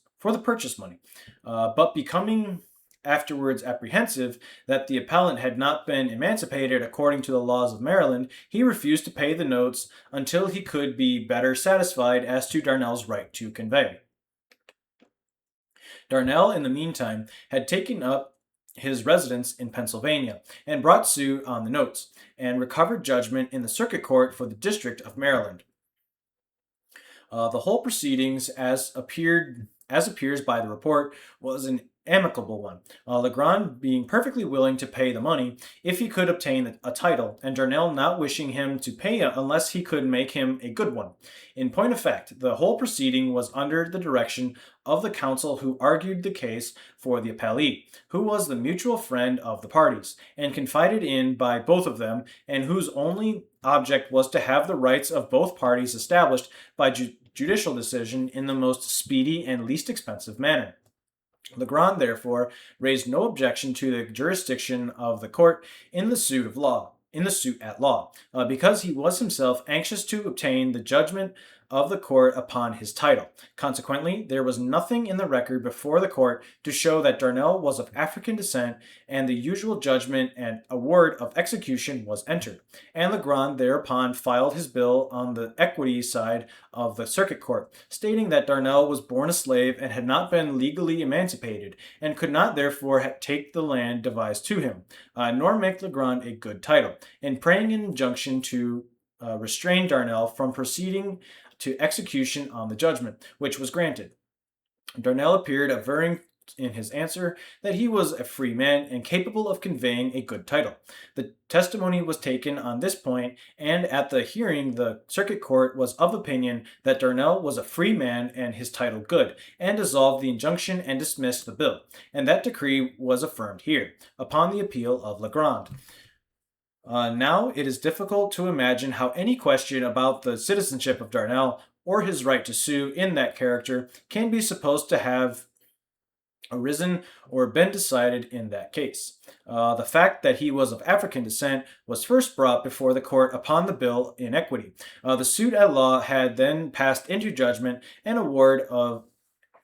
the suit at law had then passed into judgment and award of execution, and the circuit court, as a court of law, had no longer any authority over it. It was a valid and legal judgment, which the court that rendered it had not the power to reverse or set aside, and unless it had jurisdiction as a court of equity to restrain him from using its process as a court of law, Darnell, if he thought proper, would have been at liberty to proceed on his judgment and compel the payment of the money, although the allegations in the bill were true, and he was incapable of making a title. No other court could have enjoined him, for certainly no state equity court could interfere in that way with the judgment of a circuit court of the United States. But the circuit court, as a court of equity, certainly had equity jurisdiction over its own judgment as a court of law, without regard to the character of the parties, and had not only the right but it was its duty, no matter who were the parties in the judgment, to prevent them from proceeding to enforce it by execution, if the court was satisfied that the money was not justly and equitably due. The ability of Darnell to convey did not depend upon his citizenship, but upon his title to freedom. And if he was free, he could hold and convey property by the laws of Maryland, although he was not a citizen. But if he was by law still a slave, he could not. It was therefore the duty of the court, sitting as a court of equity in the latter case, to prevent him from using its process as a court of common law to compel the payment of the purchase money, when it was evident that the purchaser must lose the land. But if he was free and could make a title, it was equally the duty of the court not to suffer Legrand to keep the land, and refuse the payment of the money, upon the ground that Darnell was capable of suing or being sued as a citizen in a court of the United States. The character or citizenship of the parties had no connection with the question of jurisdiction, and the matter in dispute had no relation to the citizenship of Darnell. Nor is such a question alluded to in the opinion of the court. Besides, we are by no means prepared to say that there are not many cases, civil as well as criminal, in which a circuit court of the United States may exercise jurisdiction. Although one of the African race is a party, that broad question is not before the court. The question with which we are now dealing is whether a person of the African race can be a citizen of the United States and become thereby entitled to a special privilege by virtue of his title to that character, and which, under the Constitution, no one but a citizen can claim. It is manifest that the case of Legrand and Darnell has no bearing on that question and can have no application to the case now before the court. This case, however, strikingly illustrates the consequences that would follow the construction of the Constitution, which would give the power contended for to a state. It would, in effect, give it also to an individual. For if the father of young Darnall had manumitted him in his lifetime and sent him to reside in a state which recognized him as a citizen, he might have visited and sojourned in Maryland when he pleased and as long as he pleased as a citizen of the United States, and the state officers and tribunals would be compelled by the paramount authority of the Constitution to receive him and treat him as one of its citizens, exempt from the laws and police of the state in relation to a person of that description, and allow him to enjoy all the rights and privileges of citizenship, without respect to the laws of Maryland, although such laws were deemed by it absolutely essential to its own safety. The only two provisions which point to them and include them treat them as property, and make it the duty of the government to protect it. No other power in relation to this race is to be found in the Constitution, and as it is a government of special delegated powers, has no authority beyond these two provisions, can be constitutionally exercised. The government of the United States had no right to interfere for any other purpose but that of protecting the rights of the owner, leaving it altogether with the several states to deal with this race, whether emancipated or not, as each state may think justice, humanity, and the interests and safety of society require. The states evidently intended to reserve this power exclusively to themselves. No one, we presume, supposes that any change in public opinion or feeling in relation to this unfortunate race in the civilized nations of Europe or in this country should induce the court to give to the words of the Constitution a more liberal construction in their favor than they were intended to bear when the instrument was framed and adopted. Such an argument would be altogether inadmissible in any tribunal called on to interpret it, and if any of its provisions are deemed unjust, there is a mode prescribed in the instrument itself by which it may be amended. But while it remains unaltered, it must be construed now as it was understood at the time of its adoption. It is not only the same in words, but the same in meaning, and delegates the same powers to the government, and reserves and secures the same rights and privileges to the citizen. And as long as it continues to exist in its present form, it speaks not only in the same words, but with the same meaning and intent with which it spoke when it came from the hands of its framers, and was voted on and adopted by the people of the United States. Any other rule of construction would abrogate the judicial character of this court, and make it the mere reflex of the popular opinion or passion of the day. This court was not created by the Constitution for such purposes. Higher and graver trusts have been confided to it, and it must not falter in the path of duty. What the construction was at that time, we think can hardly admit of doubt. We have the language of the Declaration of Independence and of the Articles of Confederation in addition to the plain words of the Constitution itself. We have the legislation of the different states before, about the time, and since the Constitution was adopted. We have the legislation of Congress from the time of its adoption to a recent period. And we have the constant and uniform action of the executive department, all concurring together and leading to the same result. And if anything in relation to the construction of the Constitution can be regarded as settled, it is that which we now give the word citizen and the word people. And upon a full and careful consideration of the subject, the court is of opinion that, upon the facts stated in the plea in abatement, Dred Scott was not a citizen of Missouri within the meaning of the Constitution of the United States, and not entitled as such to sue in its courts, and consequently that the circuit court had no jurisdiction of the case, and that the judgment on the plea in abatement is erroneous. We are aware that doubts are entertained by some of the members of the court whether the plea in abatement is legally before the court upon this writ of error. But if that plea is regarded as waived or out of the case upon any other ground, yet the question as to the jurisdiction of the circuit court is presented on the face of the bill of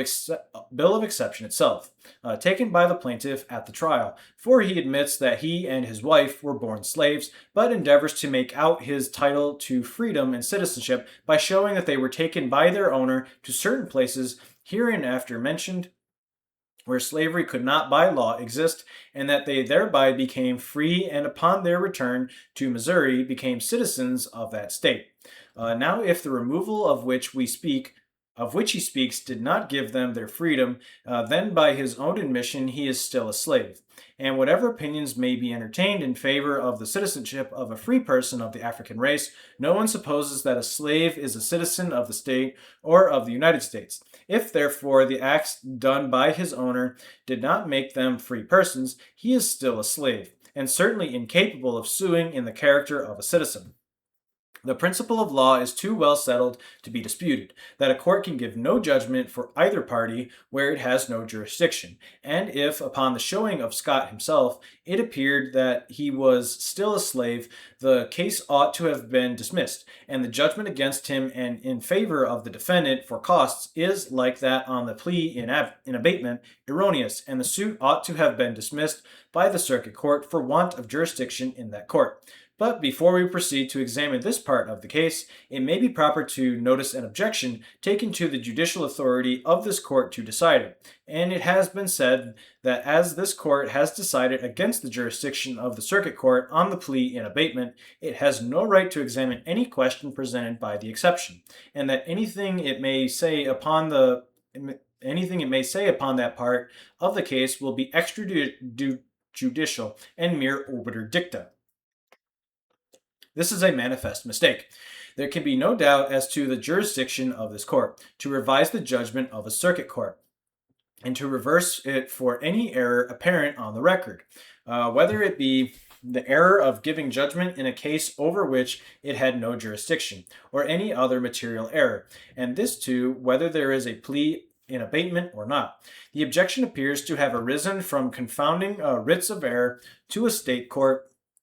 with writs of error to a circuit court of the United States. Undoubtedly, upon a writ of error to a state court, unless the record shows a case that gives jurisdiction, the case must be dismissed for want of jurisdiction in this court. And if it is dismissed on that ground, we have no right to examine and decide upon any question presented by the bill of exceptions or any other part of the record. But writs of error to a state court and to a circuit court of the United States are regulated by different laws and stand upon entirely different principles. And in a writ of error to a circuit court of the United States, the whole record is before this court for examination and decision. And if the sum in controversy is large enough to give jurisdiction, it is not only the right, but it is the judicial duty of the court to examine the whole case as presented by the record. And if it appears upon its face that any material error or errors have been committed by the court below, it is the duty of this court to reverse the judgment and remand the case. And certainly an error in passing a judgment upon the merits in favor of either party in a case which it was not authorized to try, and over which it had no jurisdiction, is as grave an error as a court can commit. The plea in abatement is not a plea to the jurisdiction of this court, but to the jurisdiction of the circuit court. And it appears by the record before us that the circuit court committed an error in deciding that it had jurisdiction upon the facts in the case, admitted by the pleadings. It is the duty of the appellate tribunal to correct this error, but that could not be done by dismissing the case for want of jurisdiction here. For that would leave the erroneous judgment in full force and the injured party without remedy. And the appellate court therefore exercises the power for which alone appellate courts are constituted, by reversing the judgment of the court below for this error. It exercises its proper and appropriate jurisdiction over the judgment and proceedings of the circuit court as they appear upon the record brought up by the writ of error. The correction of one error in the court below does not deprive the appellate court of the power of examining further into the record and correcting any other material errors which may have been committed by the inferior court. There is certainly no rule of law, nor any practice, nor any decision of a court which even questions this power in the appellate tribunal. On the contrary, it is the daily practice of this court and of all appellate courts where they reserve the judgment of an inferior court for error to correct by its opinions whatever errors may appear on the record material to the case. And they have always held it to be their duty to do so where the silence of the court might lead to misconstruction or future controversy, and the point has been relied on by either side and argued before the court. In the case before us, we have already decided that the circuit court erred in deciding that it had jurisdiction upon the facts admitted by the pleadings, and it appears that in the further progress of the case, it acted upon the erroneous principle it had decided on the pleadings and gave judgment for the defendant, where upon the facts admitted in the exception, it had no jurisdiction. We are at a loss to understand upon what principle of law applicable to appellate jurisdiction it can be supposed that this court has not judicial authority to correct the last mentioned error because they had before corrected the former, or by what process of reasoning it can be made out that the error of an inferior court is in actually pronouncing judgment for one of the parties in a case in which it had no jurisdiction cannot be looked into or corrected by this court, because we have decided a similar question presented in the pleadings. The last point is distinctly presented by the facts contained in the plaintiff's own bill of exceptions, which he himself brings here by this writ of error. It was the point which chiefly occupied the attention of the counsel on both sides in the argument, and the judgment which this court must render upon both errors is precisely the same. It must, in each of them, exercise jurisdiction over the judgment and reverse it for the errors committed by the court below, and issue a mandate to the circuit court to conform its judgment to the opinion pronounced by this court, by dismissing the case for want of jurisdiction in the circuit court. This is the constant and invariable practice of this court, where it reverses a judgment for want of jurisdiction in the circuit court. It can scarcely be necessary to pursue such a question further. The want of jurisdiction in the court below may appear on the record without any plea in abatement. This is familiarly the case where a court of chancery has exercised jurisdiction in a case where the plaintiff had a plain and adequate remedy at law, and it so appears by the transcript when brought here by appeal. So also where it appears that a court of admiralty has exercised jurisdiction in a case belonging exclusively to a court of common law. In these cases, there is no plea in abatement, and for the same reason and upon the same principles, where the defect of jurisdiction is patent on the record, this court is bound to reverse the judgment, although the defendant has not pleaded in abatement to the jurisdiction of the inferior court. The cases of Jackson v. Ashton and of Capron v. Van Noorden, to which we have referred in a previous part of this opinion, are directly in point. In the last mentioned case, Capron brought an action against Van Noorden in a circuit court of the United States without showing, by the usual averments of citizenship, that the court had jurisdiction. There was no plea in abatement put in, and the parties went to trial upon the merits. The court gave judgment in favor of the defendant with costs. The plaintiff thereupon brought his writ of error, and this court reversed the judgment given in favor of the defendant, and remanded the case with directions to dismiss it, because it did not appear by the transcript that the circuit court had jurisdiction.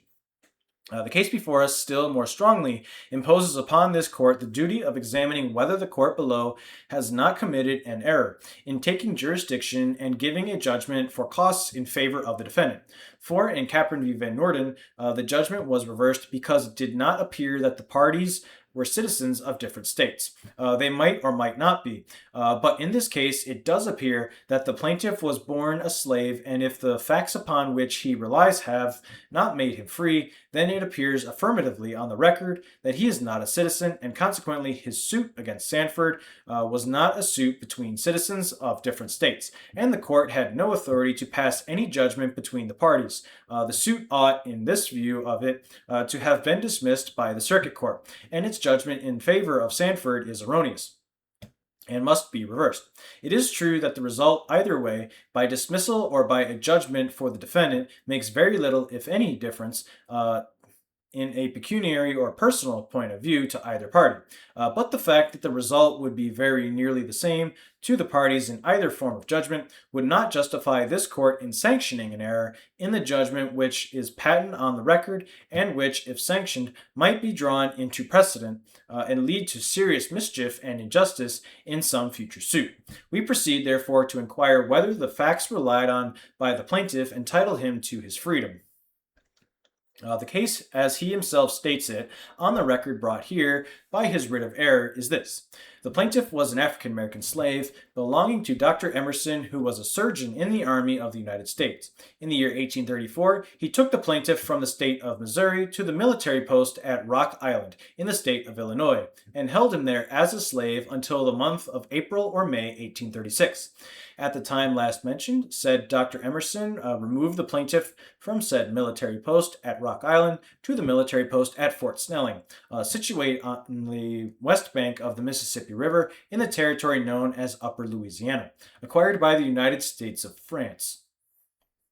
and situate north of the latitude of 36 degrees 30 minutes north and north of the state of Missouri. Said Dr. Emerson held the plaintiff in slavery at said Fort Snelling from said last mentioned date until the year 1838. In the year 1835, Harriet, who is named as in the second count of the plaintiff's declaration, was the African-American slave of Major Taliaferro, who belonged to the Army of the United States. In that year, 1835, said Major Taliaferro took said Harriet to said Fort Snelling, a military post situated as hereinbefore stated, and kept her there as a slave until the year 1836, and then sold and delivered her as a slave at said Fort Snelling until the said Dr. Emerson, hereinbefore named, said Dr. Emerson held said Harriet in slavery at said Fort Snelling until the year 1838. In the year 1836, the plaintiff and Harriet intermarried at Fort Snelling with the consent of Dr. Emerson, who then claimed to be their master and owner. Eliza and Lizzie, named in the third count of the plaintiff's declaration, are the fruit of that marriage. Eliza is about 14 years old and was born on board the steamboat Gypsy, north of the Mississippi. North of the north line of the state of Missouri, and upon the river Mississippi. Lizzie is about 7 years old and was born in the state of Missouri at the military post called Jefferson Barracks. In the year 1838, said Dr. Emerson removed the plaintiff and said Harriet and their said daughter Eliza from said Fort Snelling to the state of Missouri, where they have ever since resided. Before the commencement of this suit, said Dr. Emerson sold and conveyed the plaintiff and Harriet, Eliza, and Lizzie to the defendant as slaves, and the defendant has ever since claimed to hold them and each of them as slaves. In considering this part of the controversy, two questions arise. One, was he, together with his family, free in Missouri by reason of the stay in the territory of the United States, hereinbefore mentioned? And two, if they were not, is Scott himself free by reason of his removal to Rock Island in the state of Illinois, as stated in the above admissions? Now, we proceed to examine the first question. The act of Congress upon which the plaintiff relies declares that slavery and involuntary servitude, except as a punishment for crime, shall be forever prohibited in all that part of the territory ceded by France under the name of Louisiana, which lies north of 36 degrees 30 minutes north latitude, and not included within the limits of Missouri. And the difficulty which meets us at the threshold of this part of the inquiry is whether Congress was authorized to pass this law under any of the powers granted to by the Constitution. For if the authority is not given by that instrument, it is the duty of this court to declare it void and inoperative, and incapable of conferring freedom upon any one who is held as a slave under the laws of any one of the states. The counsel for the plaintiff has laid much stress upon that article in the Constitution which confers on Congress the power to dispose of and make all needful rules and regulations respecting the territory or other property belonging to the United States. But in the judgment of the court, that provision has no bearing on the present controversy, and the power there given, whatever it may be, is confined and was intended to be confined to the territory which at that time belonged to or was claimed by the United States, and was within their boundaries as settled by the treaty with Great Britain, and can have no influence upon a territory afterwards acquired from a foreign government. It was a special provision for a known and particular territory and to meet a present emergency and nothing more. A brief summary of the history of the times, as well as the careful and measured terms in which the article is framed, will show the correctness of this proposition.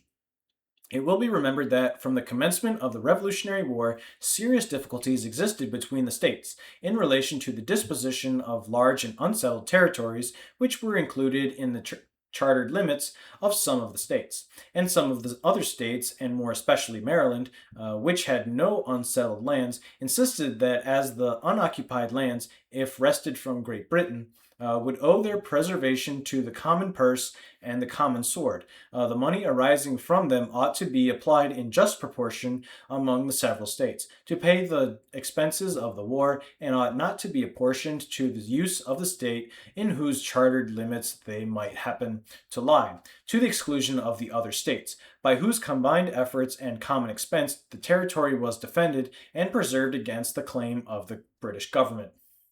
These difficulties caused much uneasiness during the war. While the issue was in some degree doubtful, and the future boundaries of the United States yet to be defined by treaty, if we achieved our independence, the majority of the Congress of the Confederation obviously concurred in opinion with the state of Maryland, and desired to obtain from the states which claimed it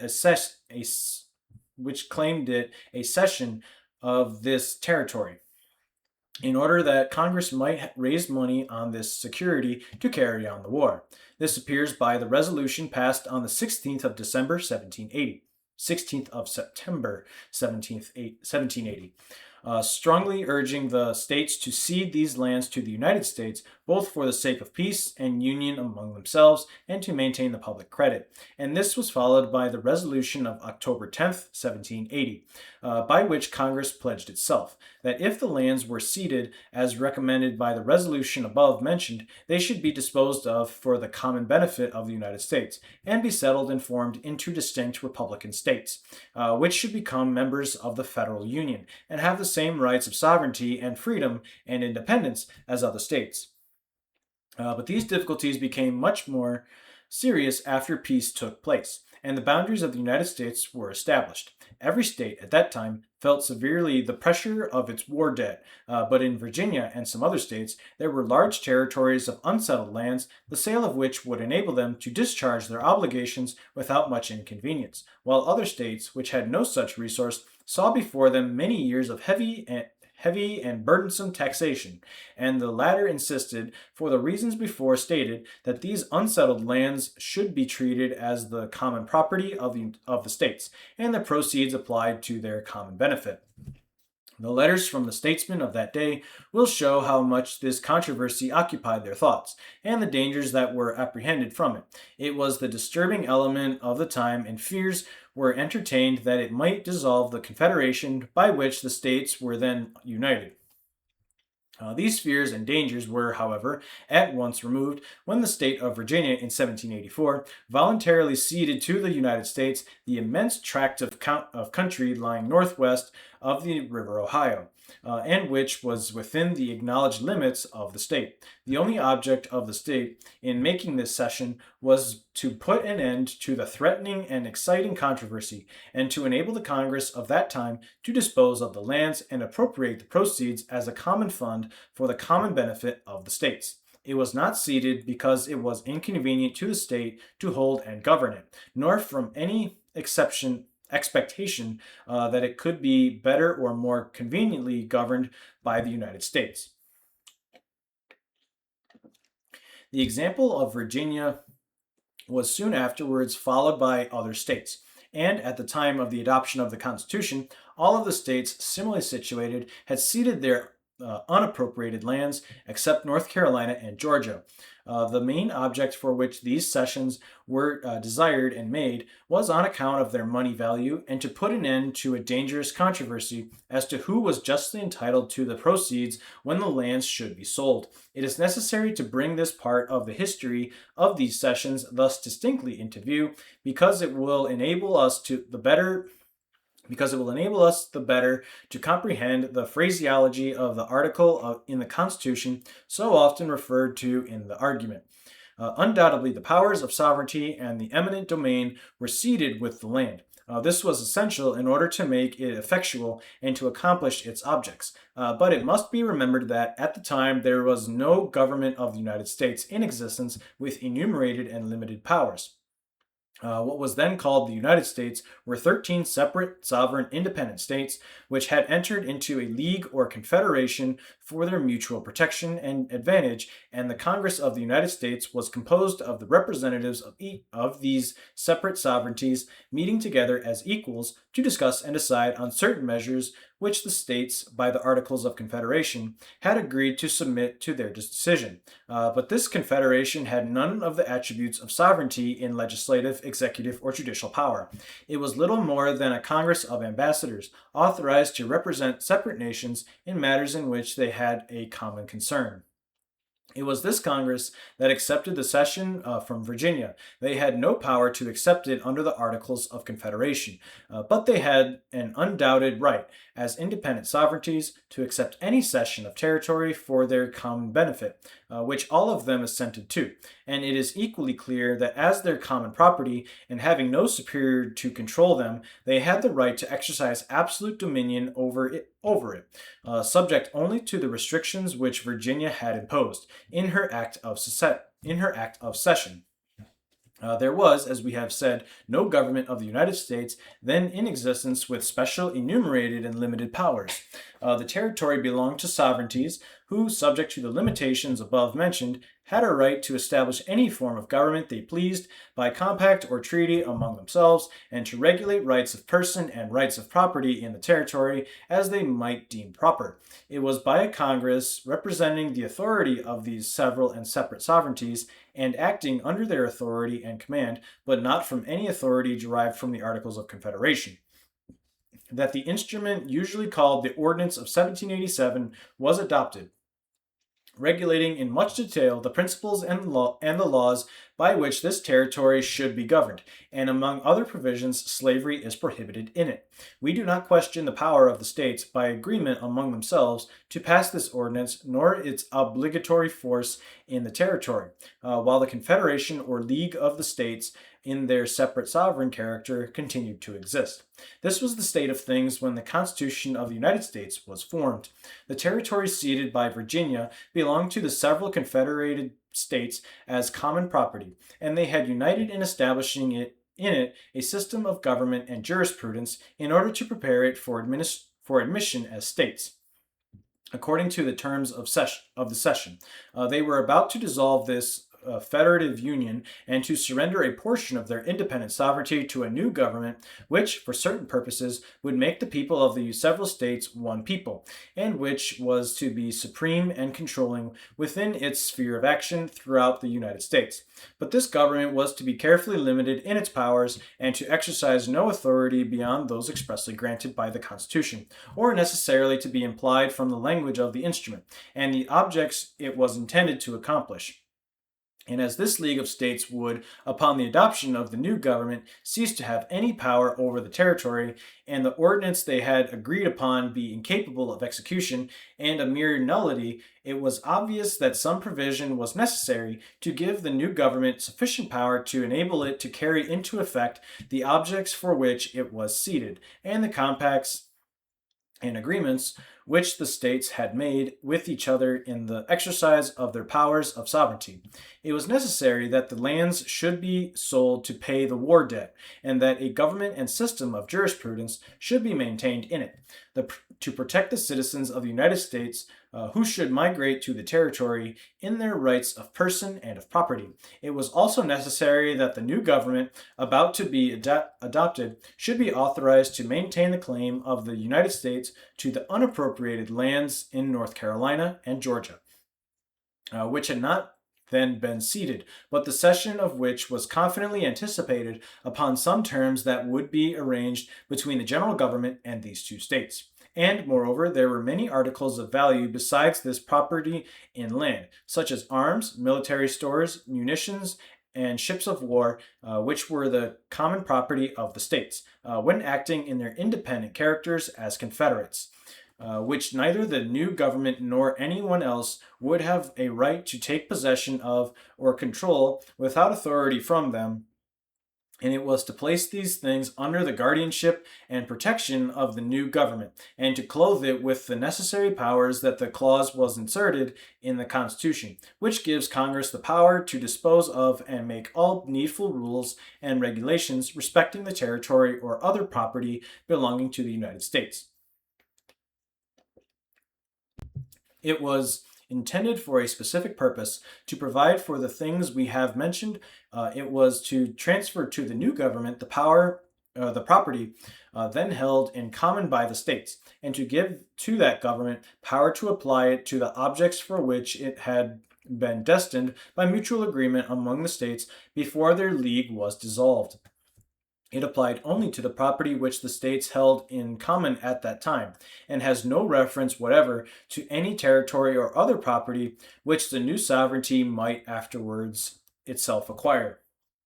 The language used in the clause, the arrangement and combination of the powers, and the somewhat unusual phraseology it uses when it speaks of the political power to be exercised in the government of the territory, all indicate the design and meaning of the clause to be such as we have mentioned. It does not speak of any territory, nor of territories, but uses language which, according to its legitimate meaning, points to a particular thing. The power is given in relation only to the territory of the United States, that is, to a territory then in existence, and then known or claimed as the territory of the United States. It begins its enumeration of powers by that of disposing, in other words, making sale of the lands, or raising money from them, which, as we have already said, was the main object of the cession, and which is accordingly the first thing provided for in the article. It then gives the power which was necessarily associated with the disposition and sale of the lands, that is, the power of making needful rules and regulations respecting the territory. And whatever construction might now be given to these words, everyone, we think, must admit that they are not the words usually employed by statesmen in giving supreme power of legislation. They are certainly very unlike the words used in the power granted to legislate over territory which the new government might afterwards itself obtain by cession from a state, either for its seat of government or for forts, magazines, arsenals, dockyards, and other needful buildings. And the same power of making needful rules respecting the territory is, in precisely the same language, applied to the other property belonging to the United States, associating the power over the territory in this respect, with the power over movable or personal property, that is, the ships, arms, and munitions of war, which then belonged in common to the state sovereignties. And it will hardly be said that this power, in relation to the last mentioned objects, was deemed necessary to be thus specially given to the new government, in order to authorize it to make needful rules and regulations respecting the ships it might itself build, or arms and munitions of war it might itself manufacture, or provide for the public service.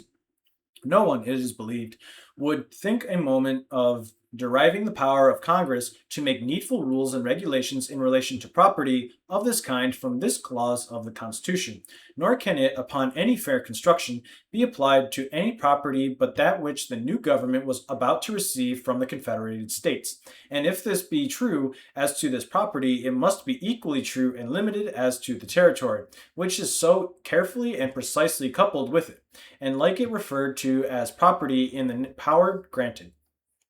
The concluding words of the clause appear to render this construction irresistible, for after the provisions we have mentioned, it proceeds to say that nothing in the Constitution shall be so construed as to prejudice any claims of the United States or of any particular state. Now, as we have before said, all of the states except North Carolina and Georgia had made the cession before the Constitution was adopted, according to the resolution of Congress of October 10th, 1780. The claims of other states that the unappropriated lands in these two states should be applied to the common benefit in like manner was still insisted on, but refused by the states. And this member of the clause in question evidently applies to them, and can apply to nothing else. It was to exclude the conclusion that either party, by adopting the Constitution, would surrender what they deemed their rights. And when the latter provision related so obviously to the unappropriated lands not yet ceded by the state, and the first clause makes provision for those then actually ceded, it is impossible, by any just rule of construction, to make the first provision general, and extend to all territories, which the federal government might in any way afterwards acquire, when the latter is plainly and unequivocally confined to a particular territory, which was a part of the same controversy and involved in the same dispute, and depended upon the same principles. The union of the two provisions in the same clause shows that they were kindred subjects, and that the whole clause is local and relates only to lands within the limits of the United States which had been or then were claimed by a state, and that no other territory was in the mind of the framers of the Constitution, or intended to be embraced in it. Upon any other construction, it would be impossible to account for the insertion of the last provision in the place where it is found, or to comprehend why or for what object it was associated with the previous provision. This view of the subject is confirmed by the manner in which the present government of the United States dealt with the subject as soon as it came into existence. It must be borne in mind that the same states that formed the Confederation also formed and adopted the new government, to which so large a portion of their former sovereign powers were surrendered. It must also be borne in mind that all of these same states which had then ratified the new Constitution were represented in the Congress which passed the first law for the government of this territory, and many of the members of that legislative body had been deputies from the states under the Confederation, had united in adopting the Ordinance of 1787. And assisting in forming the new government under which they were then acting, and whose powers they were then exercising. And it is obvious from the law they passed to carry into effect the principles and provisions of the ordinance that they regarded it as the act of the states done with the exercise of their legitimate powers at the time. The new government took the territory as it found it, and in the condition in which it was transferred, and did not attempt to undo anything that had been done. And among the earliest laws passed under the new government is one reviving the Ordinance of 1787, which had become inoperative as an nullity upon the adoption of the Constitution. This law introduces no new form or principles for its government, but recites in the preamble that it is passed in order that this ordinance may continue to have full effect, and proceeds to make only those rules and regulations which were needful to adapt it to the new government, into whose hands the power had fallen. It appears, therefore, that this Congress regarded the purposes to which the land in this territory was to be applied, and the form of government and principles of jurisprudence which were to prevail there, while it remained in the territorial state, as already determined on by the states when they had full power and right to make the decision, and that the new government, having received it in this condition, ought to carry substantially into effect the plans and principles which had been previously adopted by the states, and which no doubt the states anticipated when they surrendered their power to the new government. And if we regard this clause of the Constitution as pointing to this territory, with a territorial government already established in it, which had been ceded to the states for the purposes hereinbefore mentioned, every word in it is perfectly appropriate and easily understood, and the provisions it contains are in perfect harmony with the objects for which it was ceded, and with the condition of its government as a territory at that time. We can then easily account for the manner in which the first Congress legislated on the subject, and can also understand why this power over the territory was associated in the same clause with the other property of the United States, and subjected to the like power of making needful rules and regulations. But if the clause is construed in the expanded sense contended for, so as to embrace any any territory acquired from a foreign nation by the present government, and to give it in such territory a despotic and unlimited power over persons and property, such as the Confederated States might exercise in their common property, it would be difficult to account for the phraseology used when compared with other grants of power, and also for its association with other provisions in the same clause. The Constitution has always been remarkable for the felicity of its arrangement of different subjects and the perspicuity and appropriateness of the language it uses. But if this clause is construed to extend to territory acquired by the present government from a foreign nation outside of the limits of any charter from the British government to a colony, it would be difficult to say why it was deemed necessary to give the government the power to sell any vacant lands belonging to the sovereignty which might be found within it. And if this was necessary, why the grant of this power should precede the power to legislate over it and establish a government there. And still more difficult to say why it was deemed necessary so specially and particularly to grant the power to make needful rules and regulations in relation to any personal or movable property it might acquire there. For the words other property necessarily, by every known rule of interpretation, must mean property of a different description from territory or land, and the difficulty would perhaps be insurmountable in endeavoring to account for the last member of the sentence, which provides that nothing in this Constitution shall be so construed as to prejudice any claims of the United States or any particular state, or to say how any particular state could have claims in or to a territory ceded by a foreign government, or to account for associating this provision with the preceding provisions of the clause, with which it would appear to have no connection. The words needful rules and regulations would seem also to have been cautiously used for some definite object. They are not the words usually employed by statesmen when they mean to give the powers of sovereignty, or to establish a government, or to authorize its establishment. Thus, in the law to renew and keep alive the Ordinance of 1787 and to reestablish the government, the title of the law is An Act to Provide for the Government of the Territory Northwest of the River Ohio. And in the Constitution, when granting the power to legislate over the territory that may be selected for the seat of government independently of a state, it does not say Congress shall have the power to make all needful rules and regulations respecting the territory, but it declares that Congress shall have the power to exercise exclusive legislation in all cases whatsoever over such district, not exceeding 10 miles square, as may, by cession of particular states and the acceptance of Congress, become the seat of the government of the United States.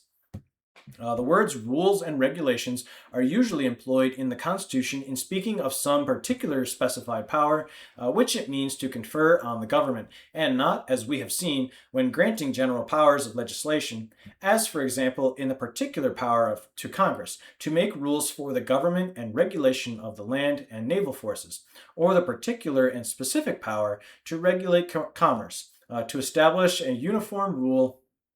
of naturalization, to coin money and regulate the value thereof, and to construe the words of which we are speaking as a general and unlimited grant of sovereignty over territories which the government might afterwards acquire. It is to use them in a sense and for a purpose for which they were not used in any other part of the instrument.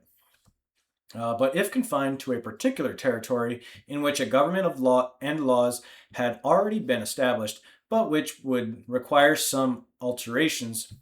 to adapt it to the new government. The words are peculiarly applicable and appropriate for that purpose. The necessity of this special provision is relation to property and the rights of property and the rights or property held in common by the Confederated States is illustrated by the first clause of the 6th article. This clause provides that all debts, contracts, and engagements entered into before the adoption of this Constitution shall be as valid against the United States under this government as under the Confederation. This provision, like the one under consideration, was indispensable if the new Constitution was adopted. The new government was not a mere change in a dynasty or in a form of government, leaving the nation or sovereignty the same and clothed with all the rights and bound by all the obligations of the preceding one. But when the present United States came into existence under the new government, it was a new political body, a new nation, then for the first time taking its place in the family of nations. It took nothing by succession from the Confederation. It had no right as its successor to any property or rights of property which it had acquired and was not liable for any of its obligations.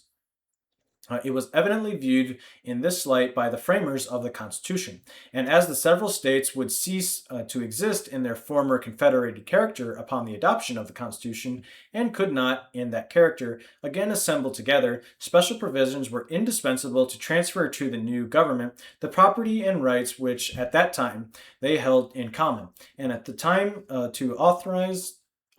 it to lay taxes and appropriate money to pay the common debt which they had contracted.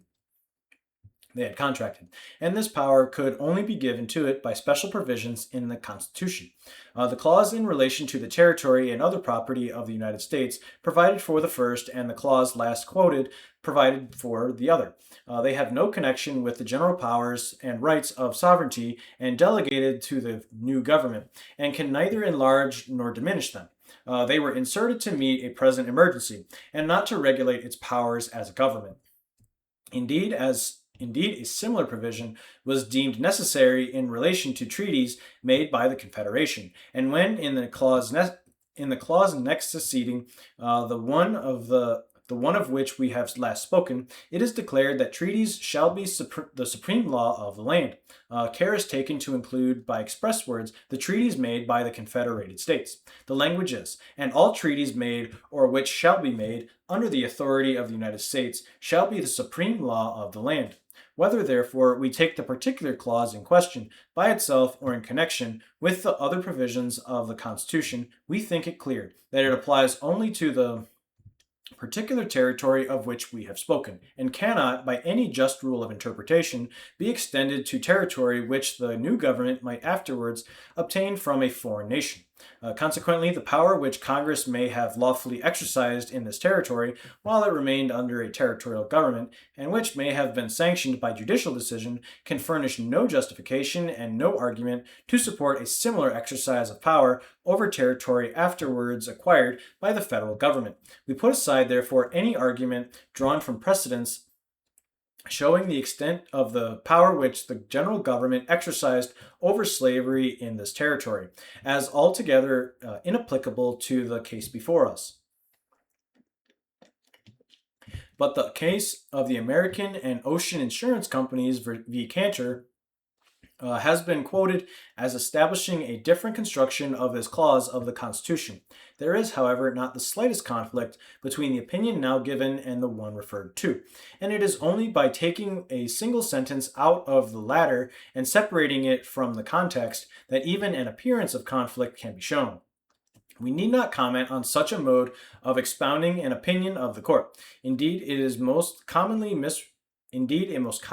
misrepresents instead of expounding it, and this is fully exemplified in the case referred to, where if one sentence is taken by itself, the opinion would appear to be in direct conflict with that now given, but the words which immediately follow that sentence show that the court did not mean to decide the point, but merely affirmed the power of Congress to establish a government in the territory, leaving it an open question whether that power was derived from this clause in the Constitution, or was to be necessarily inferred from a power to acquire territory by cession from a foreign government. The opinion on this part was of the case is short. The opinion on this part of the case is short, and we give the whole of it to show how well the selection of a single sentence is calculated to mislead. The passage referred to is on page 542, in which the court, in speaking of the power of Congress to establish a territorial government in Florida until it should become a state, uses the following language. In the meantime, Florida continues to be a territory of the United States, governed by that clause of the Constitution which empowers Congress to make all needful rules and regulations respecting the territory or other property of the United States. Perhaps the power of governing a territory belonging to the United States, which has not, by becoming a state, acquired the means of self-government, may result necessarily from the facts that it is not within the jurisdiction of any particular state, and is within the power and jurisdiction of the United States. The right to govern may be the inevitable consequence of the right to acquire territory. Whichever may be the source from which the power is derived, the possession of it is unquestionable. And it is thus clear from the whole opinion on this point that the court did not mean to decide whether the power was derived from the clause in the Constitution or was the necessary consequence of the right to acquire. They do decide that the power in Congress is unquestionable, and in this we entirely concur, and nothing will be found in this opinion to the contrary. The power stands firmly on the latter alternative put by the court, that is, as the inevitable consequence of the right to acquire territory. And what still more clearly demonstrates that the court did not mean to decide the question, but leave it open for future consideration, is the fact that the case was decided in the Circuit Court by Mr. Justice Johnson, and his decision was affirmed by the Supreme Court. His opinion at the circuit is given in full in a note to the case. And in that opinion, he states in explicit terms that the clause of the Constitution applies only to the territory then within the limits of the United States and not to Florida, which had been acquired by cession from Spain. This part of his opinion will be found in the note in page 517 of the report, but he does not dissent from the opinion of the Supreme Court, thereby showing that in his judgment, as well as that of the court, the case before them did not call for a decision on that particular point, and the court abstained from deciding it. And in the part of its opinion subsequent to the passage we have quoted, where the courts speak of the legislative power of Congress in Florida, they still speak with the same reserve. And in page 546, speaking of the power of Congress to authorize the territorial legislature to establish courts there, the courts say, they are legislative courts created in virtue of the general right of sovereignty which exists in the government, or in virtue of that clause which enables Congress to make all needful rules and regulations respecting the territory belonging to the United States. It has been said that the construction given to this clause is new and now for the first time brought forward. The case of which we are speaking, and which has been so much discussed, shows that the fact is otherwise. It shows that precisely the same question came before Mr. Justice Johnson at his circuit 30 years ago. It was fully considered by him, and the same construction given to the clause in the Constitution which is now given by this court, and that upon an appeal from his decision, the same question was brought before this court, but was not decided because the decision upon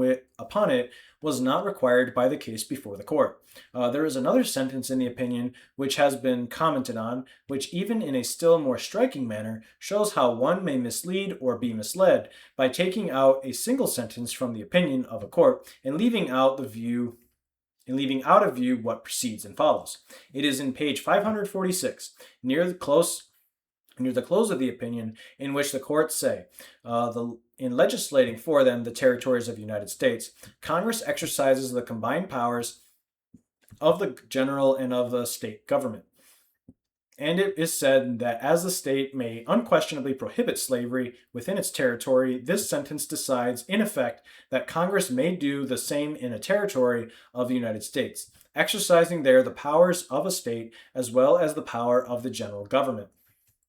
The examination of this passage and the case referred to would be more appropriate when we come to consider, in another part of this opinion, what power Congress can constitutionally exercise in a territory over the rights of over the rights of person or rights of property of a citizen. But as it is in the same case with the passage we have before commented on, we dispose of it now, as it will save the court from the necessity of referring again to the case. And it will be seen upon reading the page in which this sentence is found that it has no reference whatever to the power of Congress over rights of person or rights of property, but relates altogether to the power of establishing judicial tribunals to administer the laws constitutionally passed, and defining the jurisdiction they may exercise. The law of Congress establishing a territorial government in Florida provided that the legislature of the territory should have legislative powers over all rightful objects of legislation, but no law should be valid which was inconsistent with the laws and Constitution of the United States. Under the power thus conferred, the legislature of Florida passed an act erecting a tribunal at Key West to decide cases of salvage. And in the case of which we are speaking, the question arose whether the territorial legislature could be authorized by Congress to establish such a tribunal with such powers, and one of the parties, among other objections, insisted that Congress could not, under the Constitution, authorize the legislature of the territory to establish such a tribunal with such powers, but that it must be established by Congress itself, and that a sale of cargo made under its order to pay salvers was void, as made without legal authority and passed no property to the purchaser. It is in disposing of this objection that the sentence relied on occurs, and the court begin that part of the opinion by stating with great precision the point which they are about to decide. They said, it has been contended that by the Constitution of the United States, the judicial power of the United States extends to all cases of admiralty and maritime jurisdiction, and that the whole of the judicial power must be vested in one Supreme Court, and in such inferior courts as Congress shall from time to time ordain and establish. Hence, it has been argued that Congress cannot vest admiralty jurisdiction in courts created by the territorial legislature. And after thus clearly stating the point before them and which they were about to decide, they proceed to show that these territorial tribunals were not constitutional courts, but merely legislative, and that Congress might, therefore, delegate the power to the territorial government to establish the court in question. And they conclude that part of the opinion in the following words: although admiralty jurisdiction can be exercised in the states in those courts, only which are established in pursuance of the third article of the Constitution, the same limitation does not extend to the territories. In legislating for them, Congress exercises the combined powers of the general and state governments. Thus, it will be seen by these quotations from the opinion that the court, after stating the question it was about to decide in a manner too plain to be misunderstood, proceeded to decide it, and announced as the opinion of the tribunal that in organizing the judicial department of the government in a territory of the United States, Congress does not act under and is not restricted by the third article in the Constitution, and is not bound in a territory to ordain and establish courts in which the judges hold their office during good behavior, but may exercise the discretionary power which a state exercises in establishing its judicial department and regulating the jurisdiction of its courts, and may authorize the territorial government to establish or may itself establish courts in which the judges hold their offices for a term of years only, and may vest in them judicial powers upon subjects confided to the judiciary of the United States.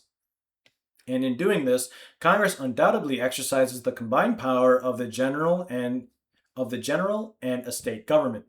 It exercises the discretionary power of a state government in authorizing the establishment of a court in which the judges hold their appointments for a term of years only, and not during good behavior. And it exercises the power of the general government, in investing that court with admiralty jurisdiction, over which the general government had exclusive jurisdiction in the territory. No one, we presume, will question the correctness of that opinion, nor is there anything in conflict with it in the opinion now given. The point decided in the case cited has no relation to the question now before the court. That depended on the construction of the third article of the Constitution in relation to the judiciary of the United States, and the power which Congress might exercise in a territory in organizing the judicial department of the government. The case before us depends upon other and different provisions of the Constitution. Constitution, altogether separate and apart from the one above mentioned. The question as to what courts Congress may ordain or establish in a territory to administer laws which the Constitution authorizes it to pass, and what laws it is or is not authorized by the Constitution to pass are widely different, are regulated by different and separate articles of the Constitution, and stand upon different principles. And we are satisfied that no one who reads attentively the page in Peter's reports to which we have referred, can suppose that the attention of the court was drawn for a moment to the question now before this court, or that it meant in that case to say that Congress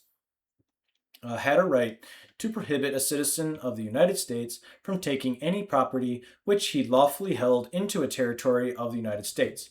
This brings us to examine by what provision of the Constitution the present federal government, under its delegated and restricted powers, is authorized to acquire territory outside of the original limits of the United States, and what powers it may exercise therein over the person or property of a citizen of the United States, while it remains a territory and until it shall be admitted as one of the states of the Union. There is certainly no power given by the Constitution to the federal government to establish or maintain colonies bordering on the United States, or at a distance, to be ruled and governed at its own pleasure, nor to enlarge its territorial limits in any way, except by the admission of new states. That power is plainly given, and if a new state is admitted, it needs no further legislation by Congress, because the Constitution itself defines the relative rights and powers and duties of the state, and the citizens of the state, and the federal government, but no power is given to acquire a territory to be held and governed permanently in that character. And indeed, the power exercised by Congress to acquire territory and establish a government there, according to its own unlimited discretion, was viewed with great jealousy by the leading statesmen of the day. And in the Federalist number 38, written by Mr. Madison, he speaks of the acquisition of the Northwestern Territory by the Confederated States, by the cession from Virginia, and the establishment of a government there, as an exercise of power not warranted by the Articles of Confederation and dangerous to the liberties of the people. And he urges the adoption of the Constitution as a security and safeguard against such an exercise of power. We do not mean, however, to question the power of Congress in this respect. The power to expand the territory of the United States by the admission of new states is plainly given, and in the construction of this power by all the departments of the government, it has been held to authorize the acquisition of territory not fit for admission at the time, but to be admitted as soon as its population and situation would entitle it to admission. It is acquired to become a state, and not to be held as a colony, and governed by Congress with absolute authority. And as the propriety of admitting a new state is committed to the sound discretion of Congress, the power to acquire territory for that purpose to be held by the United States until it is in a suitable condition to become a state upon an equal footing with the other states must rest upon the same discretion.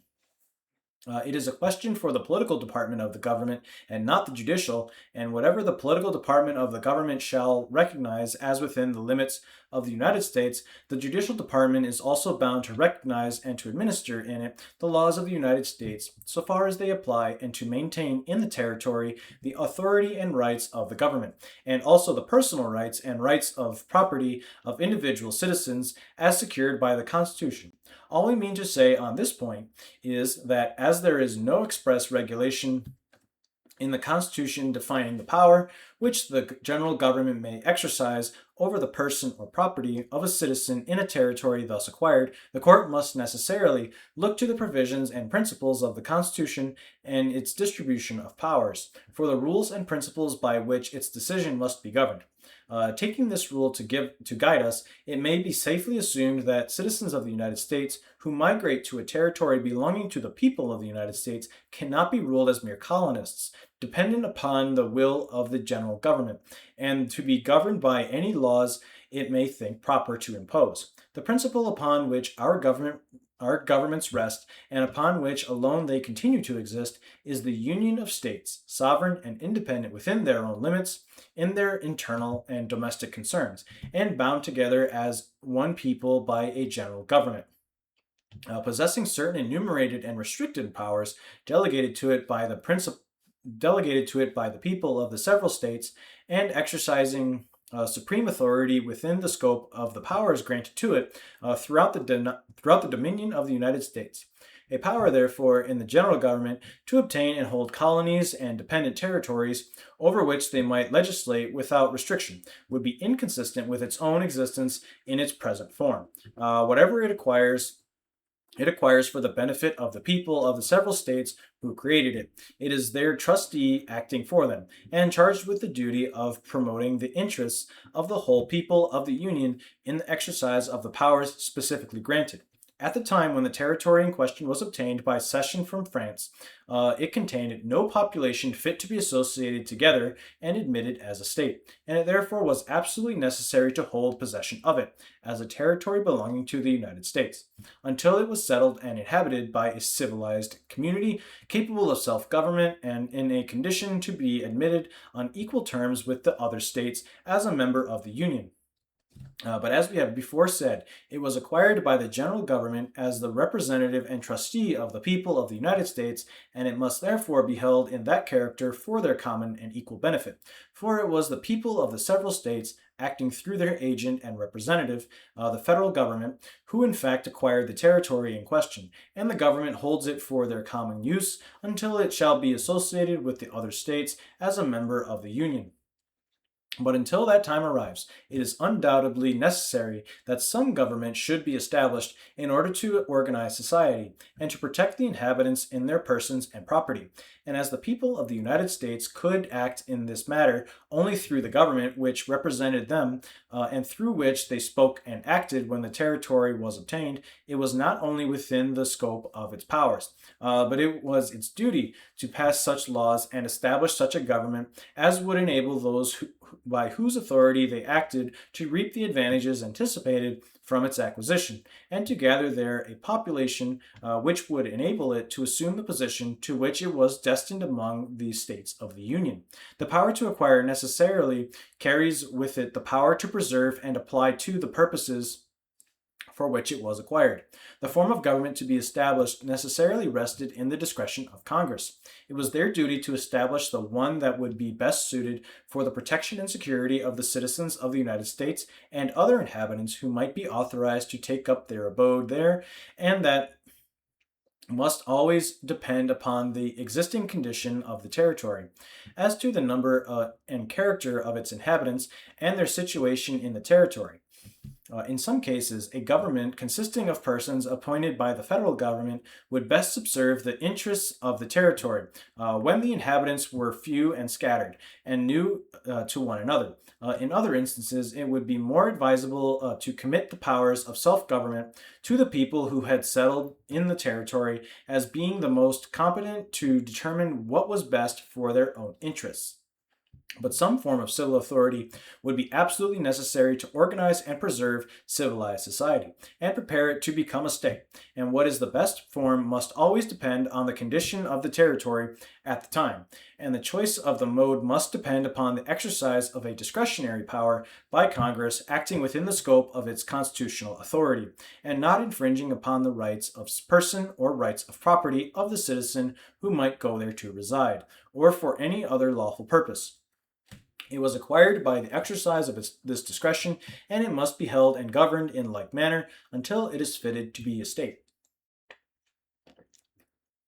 But the power of Congress over the person or property of a citizen can never be a mere discretionary power under our Constitution and form of government. The powers of the government and the rights and privileges of the citizen are regulated and plainly defined by the Constitution itself. And when the territory becomes a part of the United States, the federal government enters into possession in the character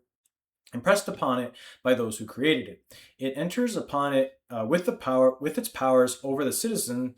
strictly defined and limited by the Constitution, from which it derives its own existence, and by virtue of which alone it continues to exist and act as a government and sovereignty. It has no power of any kind beyond it, and it cannot, when it enters a territory of the United States, put off its character and assume discretionary or despotic powers, which the Constitution has denied to it. It cannot create for itself a new character separated from the citizens of the United States, and the duties it owes them under the provisions of the Constitution. The territory being a part of the United States, the government and the citizen both enter it under the authority of the Constitution, with their respective rights defined and marked out, and the federal government can exercise no power over his person or property, beyond what that instrument confers, nor lawfully deny any right which it has reserved.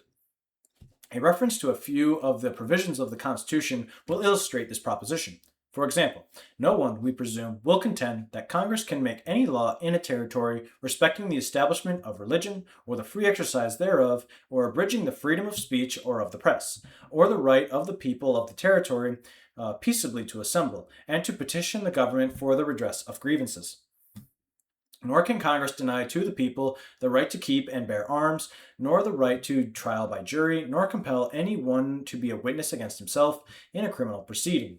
These powers and others, in relation to rights of person, which it is not necessary here to enumerate, are, in express and positive terms, denied to the general government, and the rights of private property have been guarded with equal care. Thus, the rights of property are united with the rights of person and placed on the same ground by the Fifth Amendment to the Constitution, which provides that no person shall be deprived of life, liberty, and property without due process of law. And an act of Congress which deprives a citizen of the United States of his liberty or property merely because he came himself or brought his property into a particular territory of the United States and who had committed no offense against the laws could hardly be dignified with the name of due process of law. So, too, it will hardly be contended that Congress could, by law, quarter a soldier in a house in a territory without the consent of the owner, in time of peace, nor in time of war, but in a manner prescribed by law. Nor could they, by law, forfeit the property of a citizen in a territory who was convicted of treason for a longer period than the life of the person convicted, nor take private property for public use without just compensation.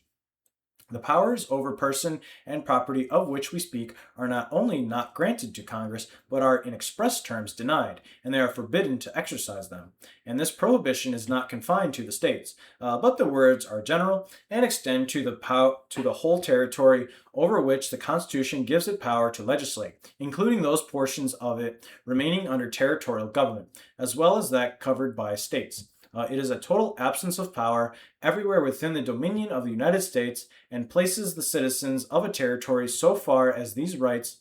are concerned, on the same footing with citizens of the states, and guards them as firmly and plainly against any inroads which the general government might attempt, under the plea of implied or incidental powers.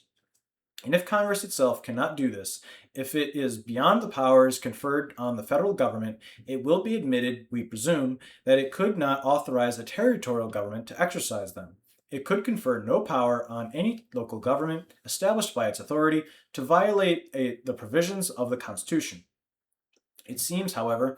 to be supposed that there is a difference between property in a slave and other property, and that different rules may be applied to it in expounding the Constitution of the United States, and the laws and usages of nations, and the writings of eminent jurists upon the relation of master and slave, and their mutual rights and duties, and the powers which governments may exercise over it, have been dwelt upon in the argument.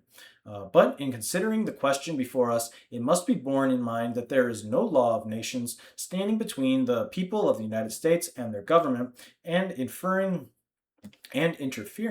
with their relation to each other. The powers of the government and the rights of the citizen under it are positive and practical regulations plainly written down. The people of the United States have delegated to it certain unenumerated powers and forbidden it to exercise others. It has no power over the person or property of a citizen but what the citizens of the United States have granted, and no laws or usages of other nations or reasoning of statesmen or jurists upon the relations of master and slave can enlarge the powers of the government, or take from the citizens the rights they have reserved. And if the Constitution recognizes the right of property of the master in a slave, and makes no distinction between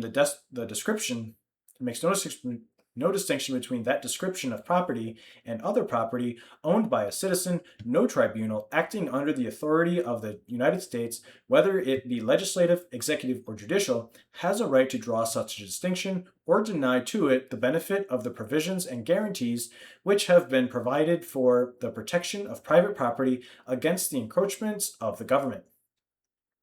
Now, as we have already said in an earlier part of this opinion, upon a different point, the right of property in a slave is distinctly and expressly affirmed in the Constitution. The right to traffic in it, like an ordinary article of merchandise and property, was guaranteed to the citizens of the United States in every state that might desire it for 20 years. And the government, in express terms, is pledged to protect it in all future time if the slave escapes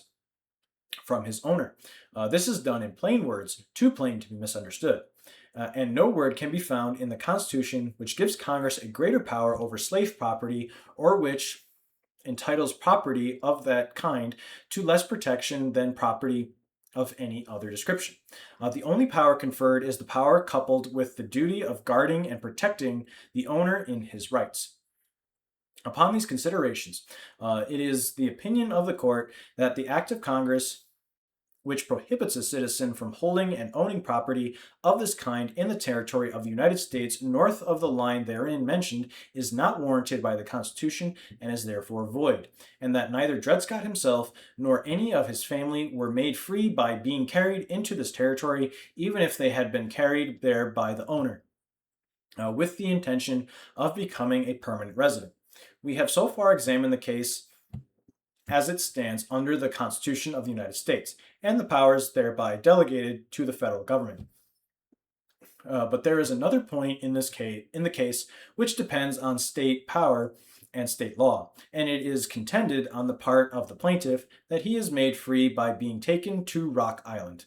in the state of Illinois, independently of his residence in the territory of the United States. And being so made free, he was not again reduced to a state of slavery by being brought back to Missouri. Our notice of this part of this case will be very brief, but for the principle on which it depends was decided in this court upon much consideration in the case of Strader et al. V. Graham, reported in 10th Howard 82, maybe volume 82. In that case, the slaves had been taken from Kentucky to Ohio with the consent of the owner and afterward brought back to Kentucky.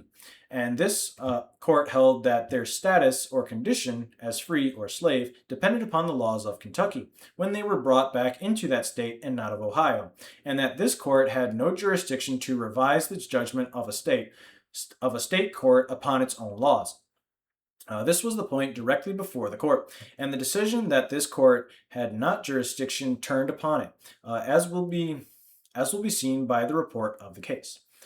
So in this case, as Scott was a slave when taken into the state of Illinois by his owner, and was there held as such, and brought back in that character, his status as free or slave depended on the laws of Missouri and not of Illinois.